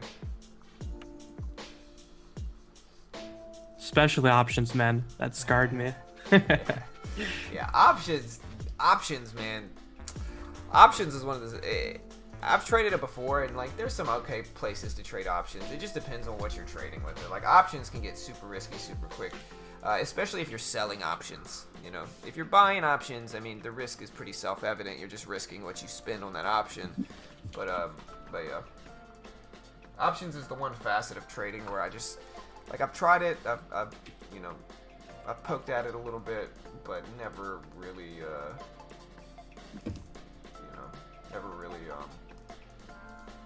did good enough to continue learning, I guess.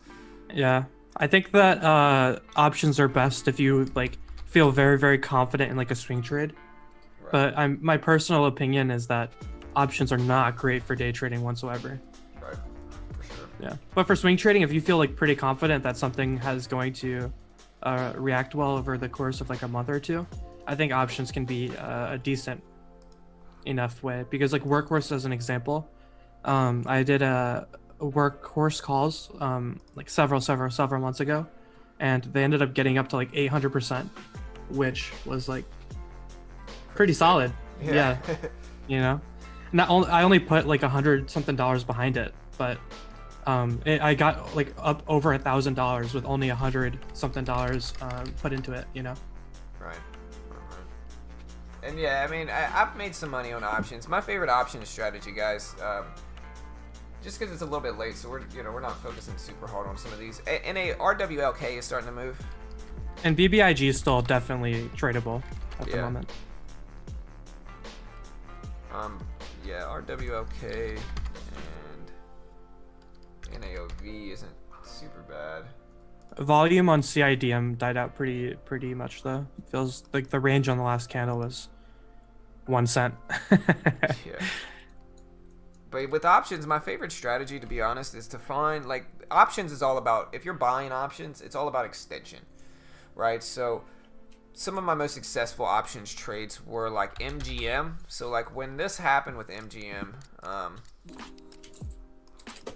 this is where I bought options. You can see after the market crash a year ago, and when all, airplane stocks, hotel stocks, gaming stocks, when they were all down a ton, my logic on these was like, okay, well, and I made a few videos on it. I talked about it a lot. I had a lot of people disagree with me, telling me that, they were never going to rebound, blah, blah, blah. And what I did was I saw when MGM was down this much, my logic was like, okay, well, eventually we're down so much already. We're down to $6 a share. MGM is not going to fail like that, in my opinion. And it's very cheap right now. And so what I'm going to do is I'm going to buy a call option on this for a few months. And that's what I did. I bought a call option on MGM with the logic of like, well, we're down so much already. we're probably going to at least rebound enough for me to double, you know, what I'm trading. And sure enough, we did. Within 4 or 5 days of me buying the option, we got all the way up to like 15s, and I was able to sell for like a huge profit. And so when I trade options, those are the stories that I'm trading.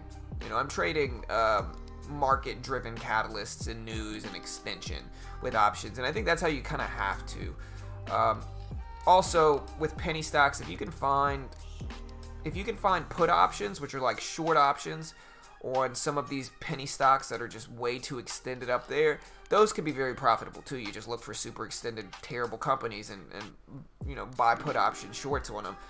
The problem is that you're not going to find many of those because it's too easy. Everybody knows. Very few people are going to risk selling you a put option on a penny stock that has a history of failing. Sometimes you can, I guess, but they're rare, and it's going to be not a super liquid market, I don't think, with that as well.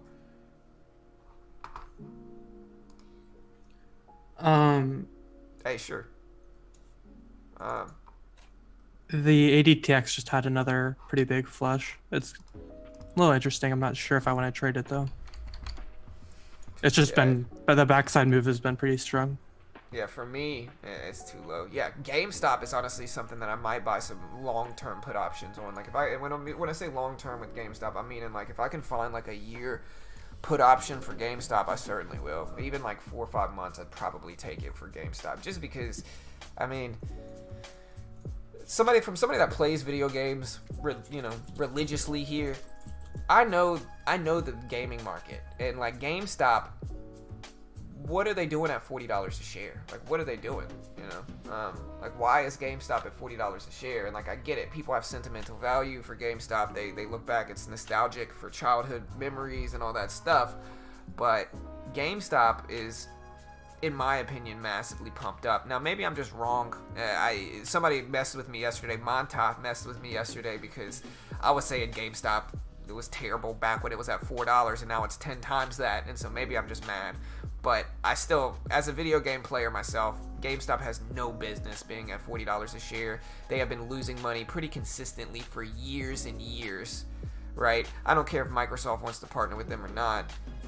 The gaming space is moving digital as a whole, and so there's not going to be a need for a GameStop in 5 years.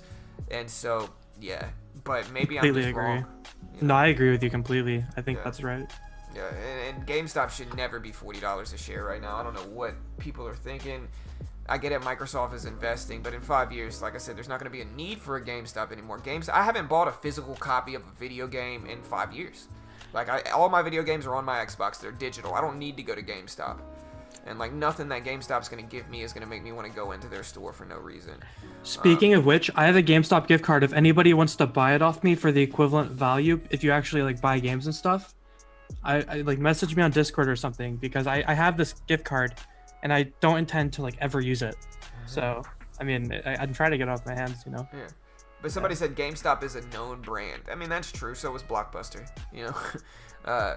And that's true. I think GameStop is going to be the next Blockbuster. It's really weird. Like, I'm a gamer myself, right? But you have a certain percentage of gamers that get so emotionally invested in, like, GameStop for being nostalgic. It's the store of their childhood. And so it's like they don't want to see it fail. And so they're super long biased in it. But you really got to think about the future of video games as a whole. GameStop manipulates gamers and takes advantage of them, you know, robs them, basically, in my opinion.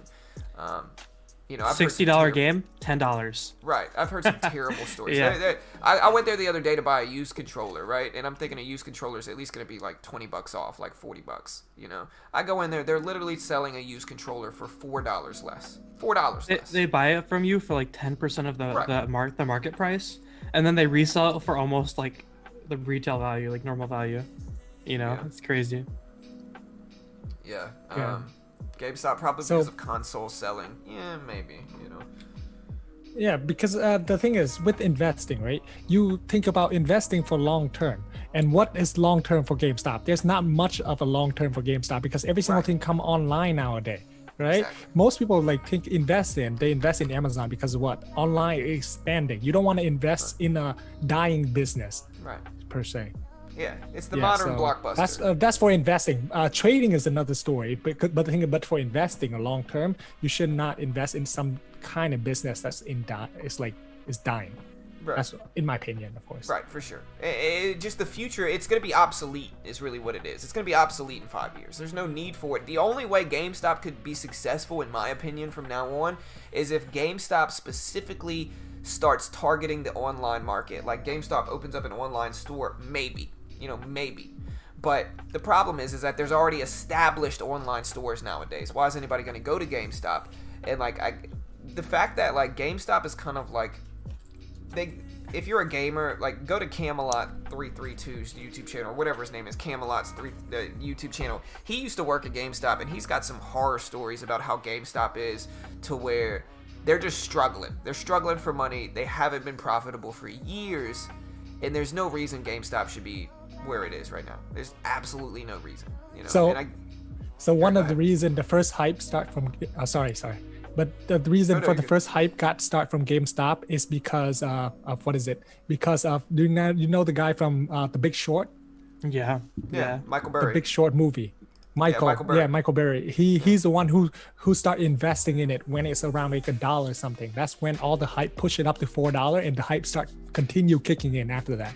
Because he bought it in around like I think $2 or something like that. So what you're saying is you need to become famous so that you can just buy stocks and people will follow you. Yeah. No, because the thing is right now, every single thing is trade up of hype right now. If you look at all the stock, the valuation is crazy. Right. Every single thing is based off of hype. Like if you watch a channel called Dumb Money, literally they just a bunch of people just buying the stock because a lot of people talk on Twitter about it. Or whatever stock they mention is like going up like crazy. But it continue going up for like days. It's not like one time pump and dump penny stock. But I do not know when they're gonna crash. But I believe it have to crash because the thing is, there's a famous saying that when your barbershop ladies start to make ton of money from trading from something, that must be a bubble. I forget, is that a saying? I think. Yeah. Like when a person doesn't know anything about it, start to make a ton of money, there must be a bubble around. Oh, that's what I feel like. Yeah, for sure. The sentiment is understood. Yeah. And somebody said the hate on GameStop is real. I mean, listen, GameStop has, like I said, they deserve it. They've been mistreating workers, ripping off customers for years now, and for some reason you have a percentage of the gaming community that just supports them like they're some good thing for the gaming community. They've been ripping people off for years. If you've heard some of, my suggestion to you guys, go listen to some of the horror stories from old GameStop employees. Go listen to the horror stories from them. Man, they are... All I could say is they're everything that's wrong with a corporate environment, and the fact that it's in the gaming space just makes me mad. If we're being real, what retail store treats their employees well? Right. Yeah. Accurate. Right. But I've heard some bad stuff about GameStop. Like I said, Camelot. I can't remember the name of his channel, but it's like Camelot 332. Oh, I didn't get that. I tried to catch BBIG, but no fill. Yeah. Look at GameStop going up as we're talking though. Yeah. By the way, this was a very old comment, but I didn't want to change topic. Miles asked at Kyle Vu or at Kyle Green, what do you guys use to close a losing trade on those pullbacks? Do you use a market order out, or do you set a stop loss usually? Normally, I'll try to sell on the ask, and then if I don't get filled on the ask, I'll flatten, which is a market order. And then I don't know if Kyle uses market order limit to get out when it goes down. Yeah. Once I feel a lot of pain, basically went long, got stuck, then I had to click flatten. Yeah. Yep. The flat. It's most of the time. You try to get on the ask, you start feeling pain, and then you just go for that flatten. Yeah. Stop the pain. But yeah, GameStop had some great memories. I remember whenever I was very young, and my mom would bring me and my brothers to the mall. And she would try to make us go shopping with her, and we were just not interested whatsoever. So she would just leave us all at GameStop and then go shopping and then come pick us up from GameStop after she was done. And we would get to play the games because they have the console set up in there. So you could go play games while she was shopping, which was pretty cool. Right. Yeah, I remember. Okay, go ahead. Okay, go ahead. It's gonna be a long story, so if you want to go over it, you're good, bro. Oh no, I'm basically just saying So back to the question, when to cut loss. I think it's a great idea for a new trader to learn. The first thing they should learn is not to find a profitable trade. It's more to like focusing, cutting loss every single time. If they're able to focus in that and minimize their loss, and later on start to move on to develop a strategy that's more profitable, I think that's the great way. Because the thing is, if you don't know how to cut loss, you're going to blow up before even trying to able to find a profitable strategy that fit yourself. Right. Just back to what David was saying. I totally agree with that. I used to, back whenever I was like, when I first began trading, like the bungee pullbacks, I used to cut losses immediately. If I saw red on my P&L, I would like flatten. But nowadays I give myself a lot more discretion to be able to hold like a little bit longer whenever I'm in the red. But I've only started doing that within the last like 3 months. So like the first 3 months of me trading this, I would always cut losses immediately. I see red, I'm out. So I think it develops good habits because a lot of people seem to have a tendency where when the trade goes red, they just want to keep holding.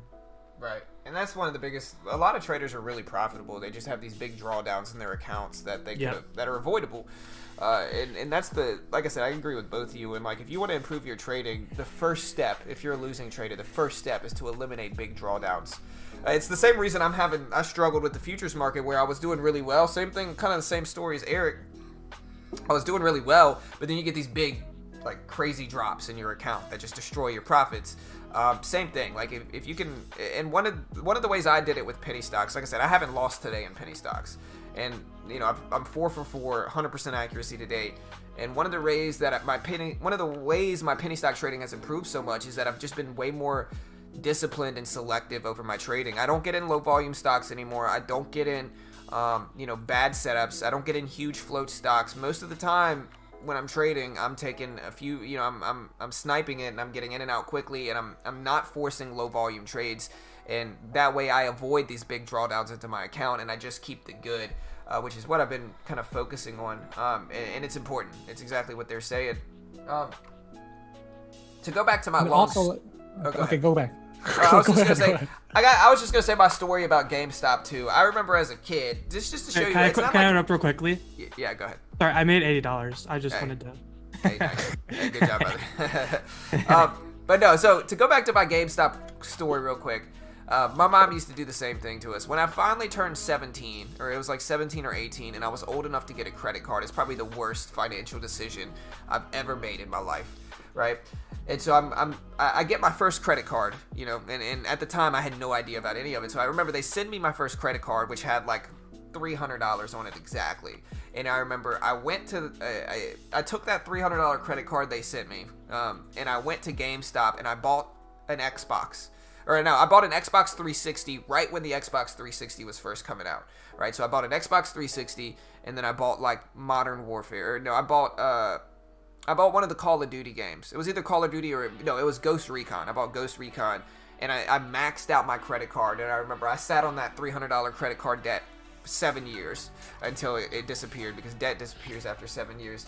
But yeah, I still remember I went to GameStop, I sat there, and I spent my $300 on an Xbox for my first credit card ever, and I just never paid it. So yeah, do not do that, kids. Do not do that. That's a terrible idea. You'll have debt for almost a decade if you do that. Don't be like me. Learn from my mistakes. Yeah, that's basically what I did. All right. GameStop. So yeah, back to the thing. Like most people ask you, like, why are you trading so small? Because John just got into penny trading a while. Not like but the thing is, most people keep thinking about first start trading, right? What's the first thing you think about? Making money. Because everywhere they show like, oh yeah, you can make a ton of money from trading. But most trader, what's the odds of they making money when they first start out? So you gotta like size the crap down, because the thing is, the chance of you making money compared to the chance of you losing money is much lower. So basically, you can most likely lose money when you first start out. So you gotta think in terms of how much money I want to lose, not like how much money I want to make. Exactly. That's what I always say: fear over greed. Live in fear over your greed. Yeah. It goes like that's this. A huge drop in gene, by the way, guys. Yeah. Oh shoot, I haven't been looking at that. And it goes like this, right? To touch on what Eric's saying, or what Kyle's saying here. What Kyle's saying is like, you're gonna lose in the beginning. As you build a system, unless you're just the luckiest trader ever, whenever you're building a new system, or whenever you're entering a new market, you're going to lose.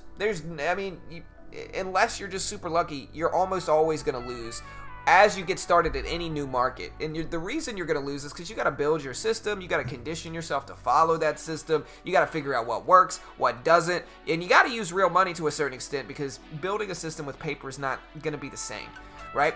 And so it's like Kyle said, it's not about how much money you can make, it's about how much money do you want to lose, right? If you don't care about losing way more, sure, take full sizing when you enter a new market. If you're learning something new, take full sizing. That's how you lose a ton of money. I would rather not do that, and I would rather enter a new market with small size, learn the market, and not, not destroy my account trying to letting my ego get in the way, which is all it really would be. It would just be my ego saying I got to trade big. And I think that's how you guys need to understand. That's how you build a system, is you enter it with small sizing and you test it for months. And then once you're profitable, then do whatever you need to do. So scale up to whatever size that you need to. But there needs to be a testing phase where you use small sizing for sure. And if you don't have one, you're probably not doing it right. Yeah, because the art is basically against you. Think about it, right? Because the art is like, you only get 10%. Like they say, 90% of traders lose. Right, so you only got 10% of success, and you really want to bet like 100% of your money in that 10%. Right, that doesn't make sense.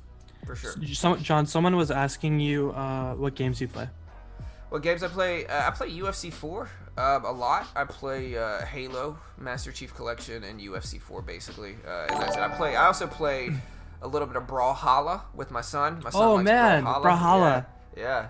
Him and I play that game. We played Bubbles this weekend, Bubble Pop or whatever it's called, and so my son, I play a little bit of Brawlhalla, mostly Halo and UFC 4 myself, and then I'll play a little bit of Call of Duty Warzone too. Speaking about games, I'm proud to announce I uninstalled League of Legends. I did it again. I uninstalled it. Finally, yes. It's hard. It's so hard. After the day I told you to quit, but I've been quitting. But it's hard. Like once in a while, I saw like recommendation in my YouTube. Oh, dude!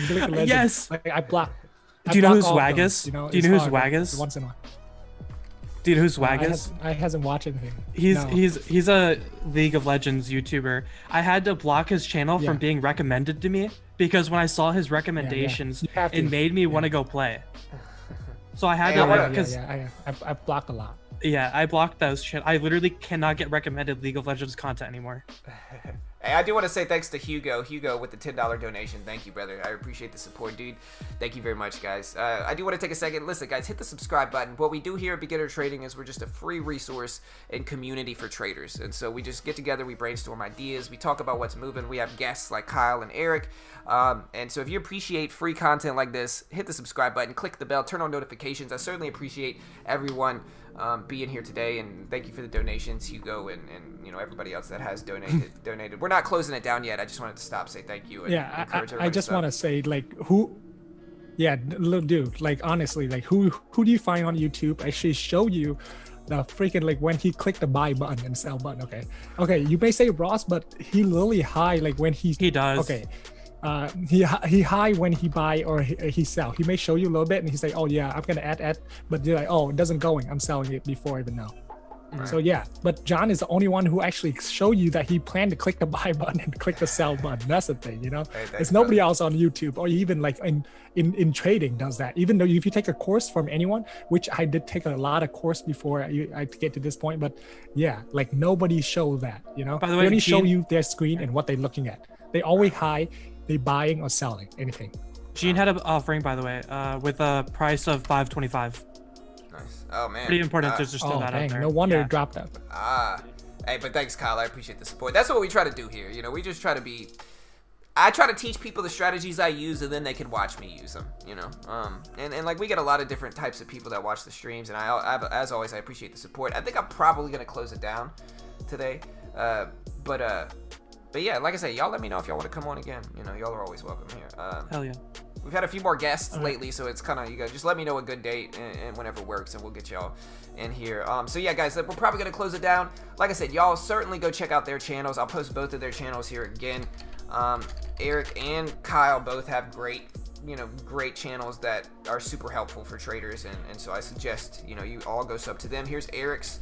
And I do plan to upload again. I did an interview with a guy who lost $150,000 in 6 months, and I did an interview with him, and I thought it was super entertaining, but I haven't edited the video, which is why I haven't uploaded. But I did find someone who said that he'd be willing to edit for me. So if that goes through and he edits the video, then I should have a video up very soon.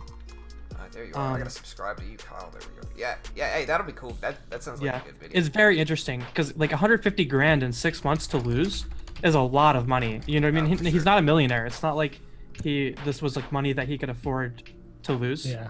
It's probably devastating. Yeah. He works 2 full-time jobs.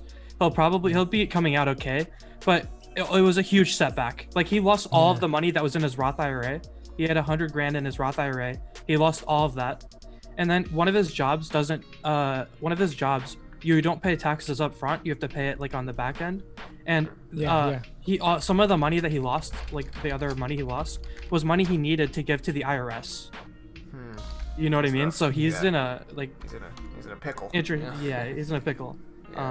Very I got a lot of, honestly, I have received so many messages like from a bunch of people saying that, oh yeah, I've been trading like this, I've been losing a ton of money, how can I make them back? That's the wrong mindset to have, especially for trading, because the thing is, the whole time you're just thinking about making money, you're not thinking about your trading setup. You cannot go and I realize that honestly, like this week I tried to buy a house in Vietnam, so we we need some, like, because it's all cash, right? And like I'm like 100 grand short, so I I need to make money this month.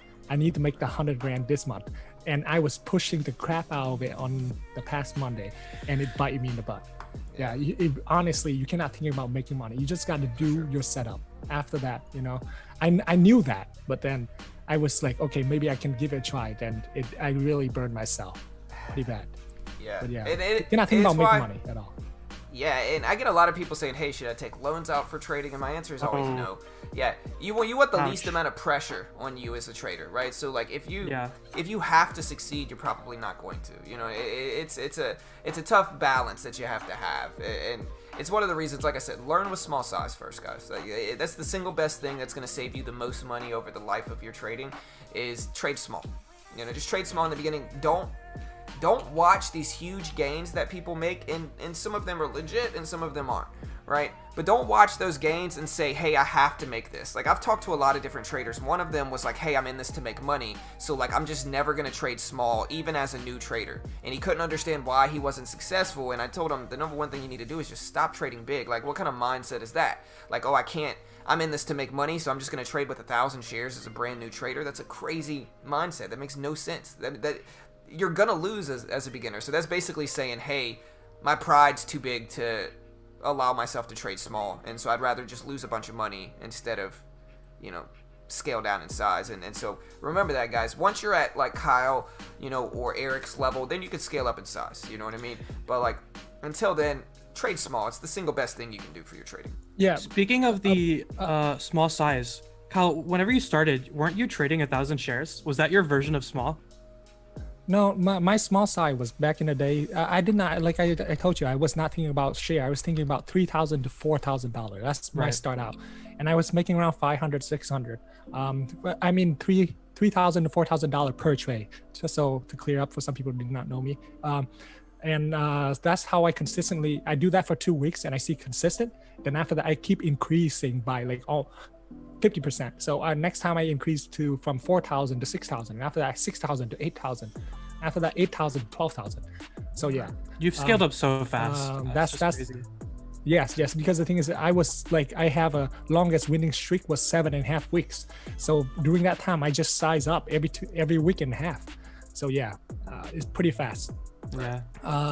And also back to where John was mentioning about okay, most traders lose. I know we got a bad rep about like trading, right? A lot of YouTuber, Like the CoffeeZilla guy. Yes, dude. Yeah. Did you watch his newest video?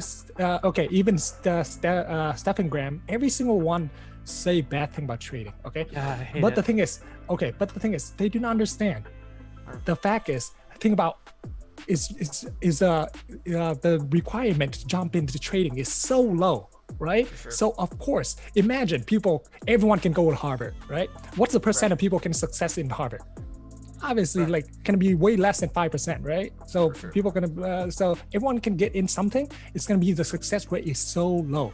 Okay, most people do not know, but the YouTuber who actually make it there is actually percentage-wise probably gonna be less than 5% too. You know, who actually make it, because there are thousands, a billion of channel. I did not know, you know, because all over the world, right? But only certain amount of YouTuber you know in your niche. Think about that, right? Imagine how many people try to jump in the same niche and do not make it, and you never heard that name before. So yeah, so a lot of bad rep about being a trader, but people just don't understand the fact that because the bar to get into trading is so low, that's why that causing the statistic is super duper low, you know. But there is a like I think I heard this from somewhere. Imagine like everyone go in there and think they can become Michael Phelps, right? Right. Like a trading, right? Because the thing is, you have to be like somebody like really good at, like to join the NBA, right? But imagine everyone think they can join the NBA. The percent to make it is super low. So yeah, For sure. And that's just want to throw it out. But trading definitely a way to be able to make money. But people just trading just got a bad bash about it the whole time, because most people who get in, okay, Stan Griffin, he got into trading before, he doesn't make money. Of course, he's gonna say that. Okay, I'm not trying to bash him or say anything, but he is I like his channel and everything. But the thing is, because he has to make money from it, and he see that a lot of people losing money from it. That's why it got a bad bash about it. Because the one who actually make it there, is gonna be super duper low. You know. Even Graham Stephan, and the editor. fact that all the guru all the bad guru out there doesn't help trading vibe like rep either, you know. A lot of bad guru out there, you know. So yeah, everyone try to sell Lambo nowadays. So it doesn't help about trading world either. But honestly, to the one who want to learn about trading, there is a like fine line that you can get profitable off of it. Yeah. Graham Stephan's editor even got into trading. Sorry. Yeah, no, you're good. But Graham Stephan's editor even got into. Sorry. You go. Oh no! I wasn't saying. Go ahead. Graham Stephan's editor also got into trading, and he was actually doing like decently well. He wasn't making a lot of money, but he was green overall and had a very high win rate. And he was even telling like Graham, like, "Hey, this thing's actually kind of working out. I think it could be kind of like it's like a thing." And Graham was still skeptical, even with his editor telling him that it's like possible. And CoffeeZilla, the way, like he literally, I'm pretty sure you were talking about that video he made all about that Forex guy recently. Yeah, that you were talking about. Yeah, he made one about Swag Academy. Dude, I want so bad to just like I'll watch all message him.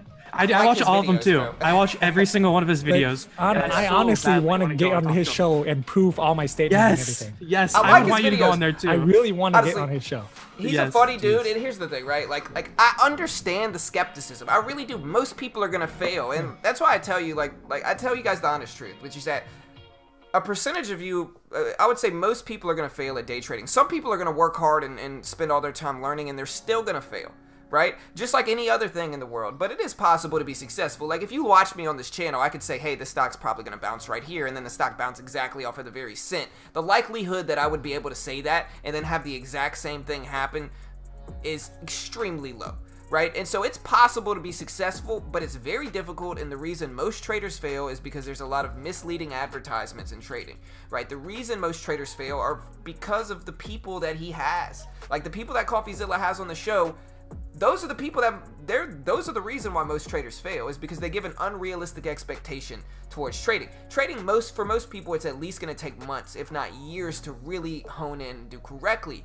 And so when you have a lot of unrealistic expectations being put out there, new naive traders get involved. They start thinking they're just going to start paying their bills and showing everybody how smart they are next month with their trading profits. And for a large majority of people, it's just not like that. Most people are just going to lose, give up trading, and think it's rigged because they lost, right? And especially if you're trying to trade in a month, you're going to lose. Like everybody's going to lose. You have to condition yourself through repetition to be good at trading.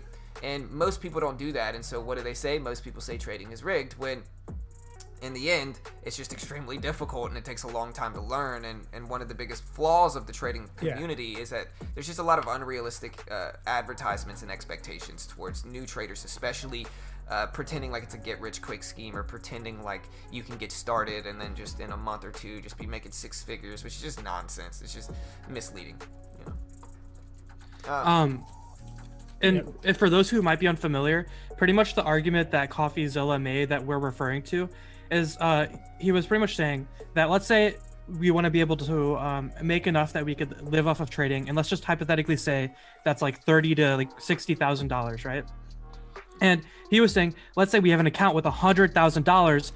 CoffeeZilla was like, it would be unrealistic for us to make $30,000 to $50,000 because that would be a 30 to 50% return. You don't even see Wall Street making those returns.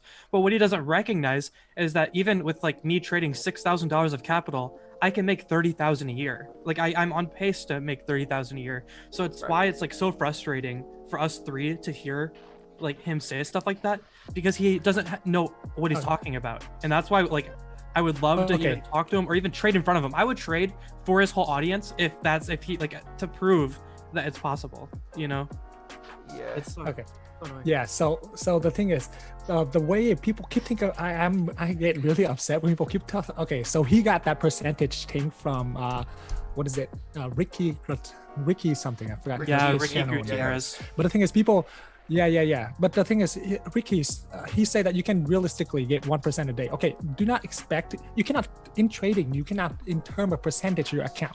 Okay, in term of percentage of your trade is different in term of percentage of your account. People thinking about, okay, why? Today I make 10%. How can you make 10% when you have like a $10 million account? You know, 10% of $10 million account, that's $1 million of trading. But the thing is, to make the percentage why about like 1% a day, you only can do that so much until where your size. You cannot size up anymore. So it's not super scalable. When you can size up infinitely. Right. Like in penny, especially for penny stock, I cannot go in there and do like even though my account size is 100k, more than 100k, right? I cannot go in there and buy 100k on a bid and try to get filled within a second and try to get out within a minute. I would tank or move the stock quite a bit, and I would lose quite a bit of money. So it's pretty hard. It's not scalable. It's not scalable. That's what people don't understand, that most of the thing is it only scalable until your account gets so big. So you cannot compare us to the Wall Street guy.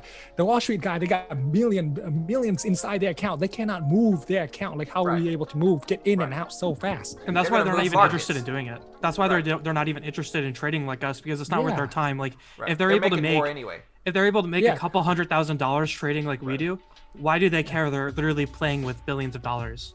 Yeah, and he keep compare us to Warren Buffett. Of course, Warren Buffett, he a long-term investor. He's not gonna try to get in and out of the stock with like in his account, try to share and try to make $3,000, because that's would be like minimal to his like not even like 0.001 of his portfolio. You know, that's the thing.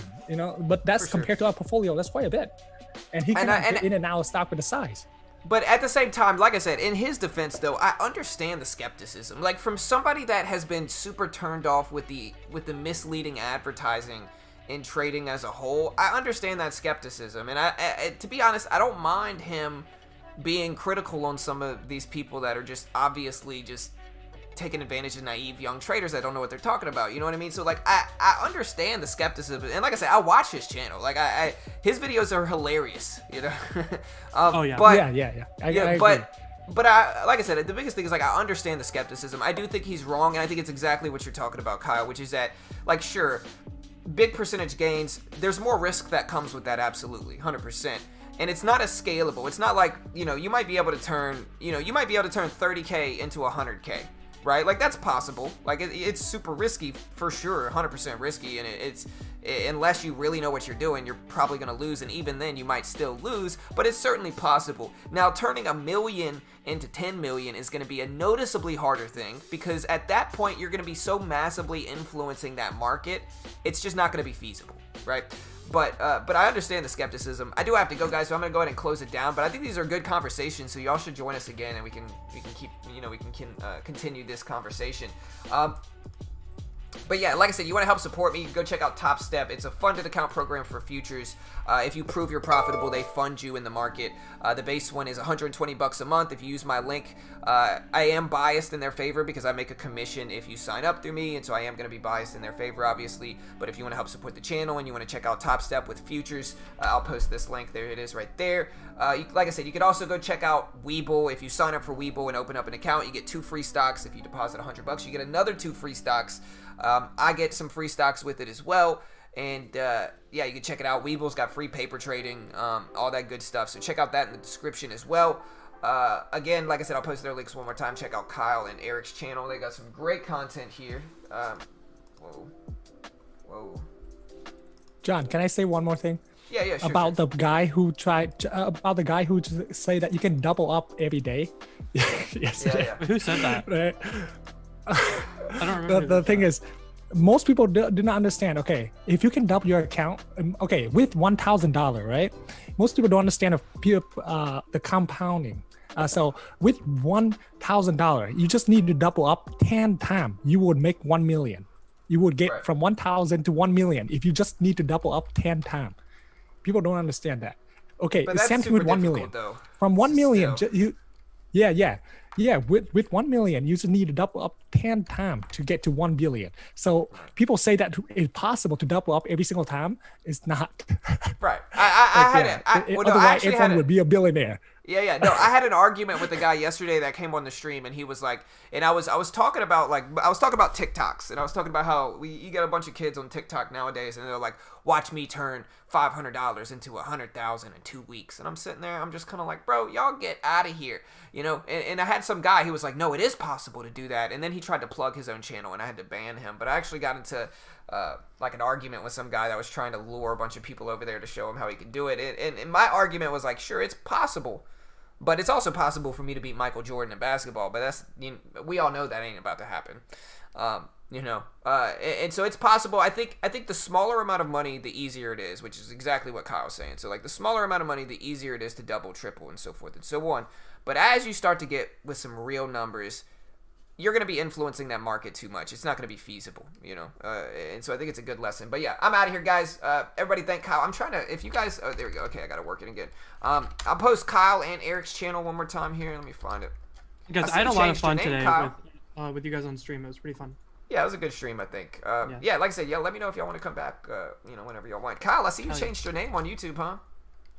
Yeah, because everyone know my name is Kyle Vu, so right. I just changed to Kyle Vu, so people don't just say who's Kyle Vu. Then they had to search for high on stock. Yeah, I prefer the Kyle Vu way more than the high on stock. It's definitely easier to find. Because really it's odd when I type in Kyle Vu, I can't find your channel, but if I type in HIA on I think it's because the algorithm has got him like locked in. If he uploads a couple of videos with the new channel name, it will. Right. We'll probably fix them. Yeah. I hasn't uploaded in a while. I was about to upload video while in Thailand, but then I sorry, look at and Steven. the time zone is different. What the hell, Steven? Eric is a scrub. He has no idea what he. Don't engage, bro. Don't engage. Oh no, I got fighting words. Get on Discord with me, engage, man. bro. Let's go. Hey, we're closing it down, guys. Good luck. I'm gonna post their links. Be back. We'll have them on sometime soon, guys. Man, I can't. It's weird, dude. Like, it's not letting me post. So if one of you guys could post it in the chat, it's fine. Go ahead and post your link. It's fine. Well, no, here, I'll send it to you. Right. Here, Eric. So since you're a mod here, post you and Kyle's link if you can. For some reason, my YouTube's acting weird, bro. No worries, I gotcha. Yeah, it's not letting me type in my own Discord. Wait, what? It won't let you type in your Discord? Oh, no, this is an old one. Okay, so no, this isn't even the right one. This is my link, and then let me go grab Kyle's link. Yeah. Okay, I figured. And then this is Kyle's link right here. So first link is mine, second link is Kyle's.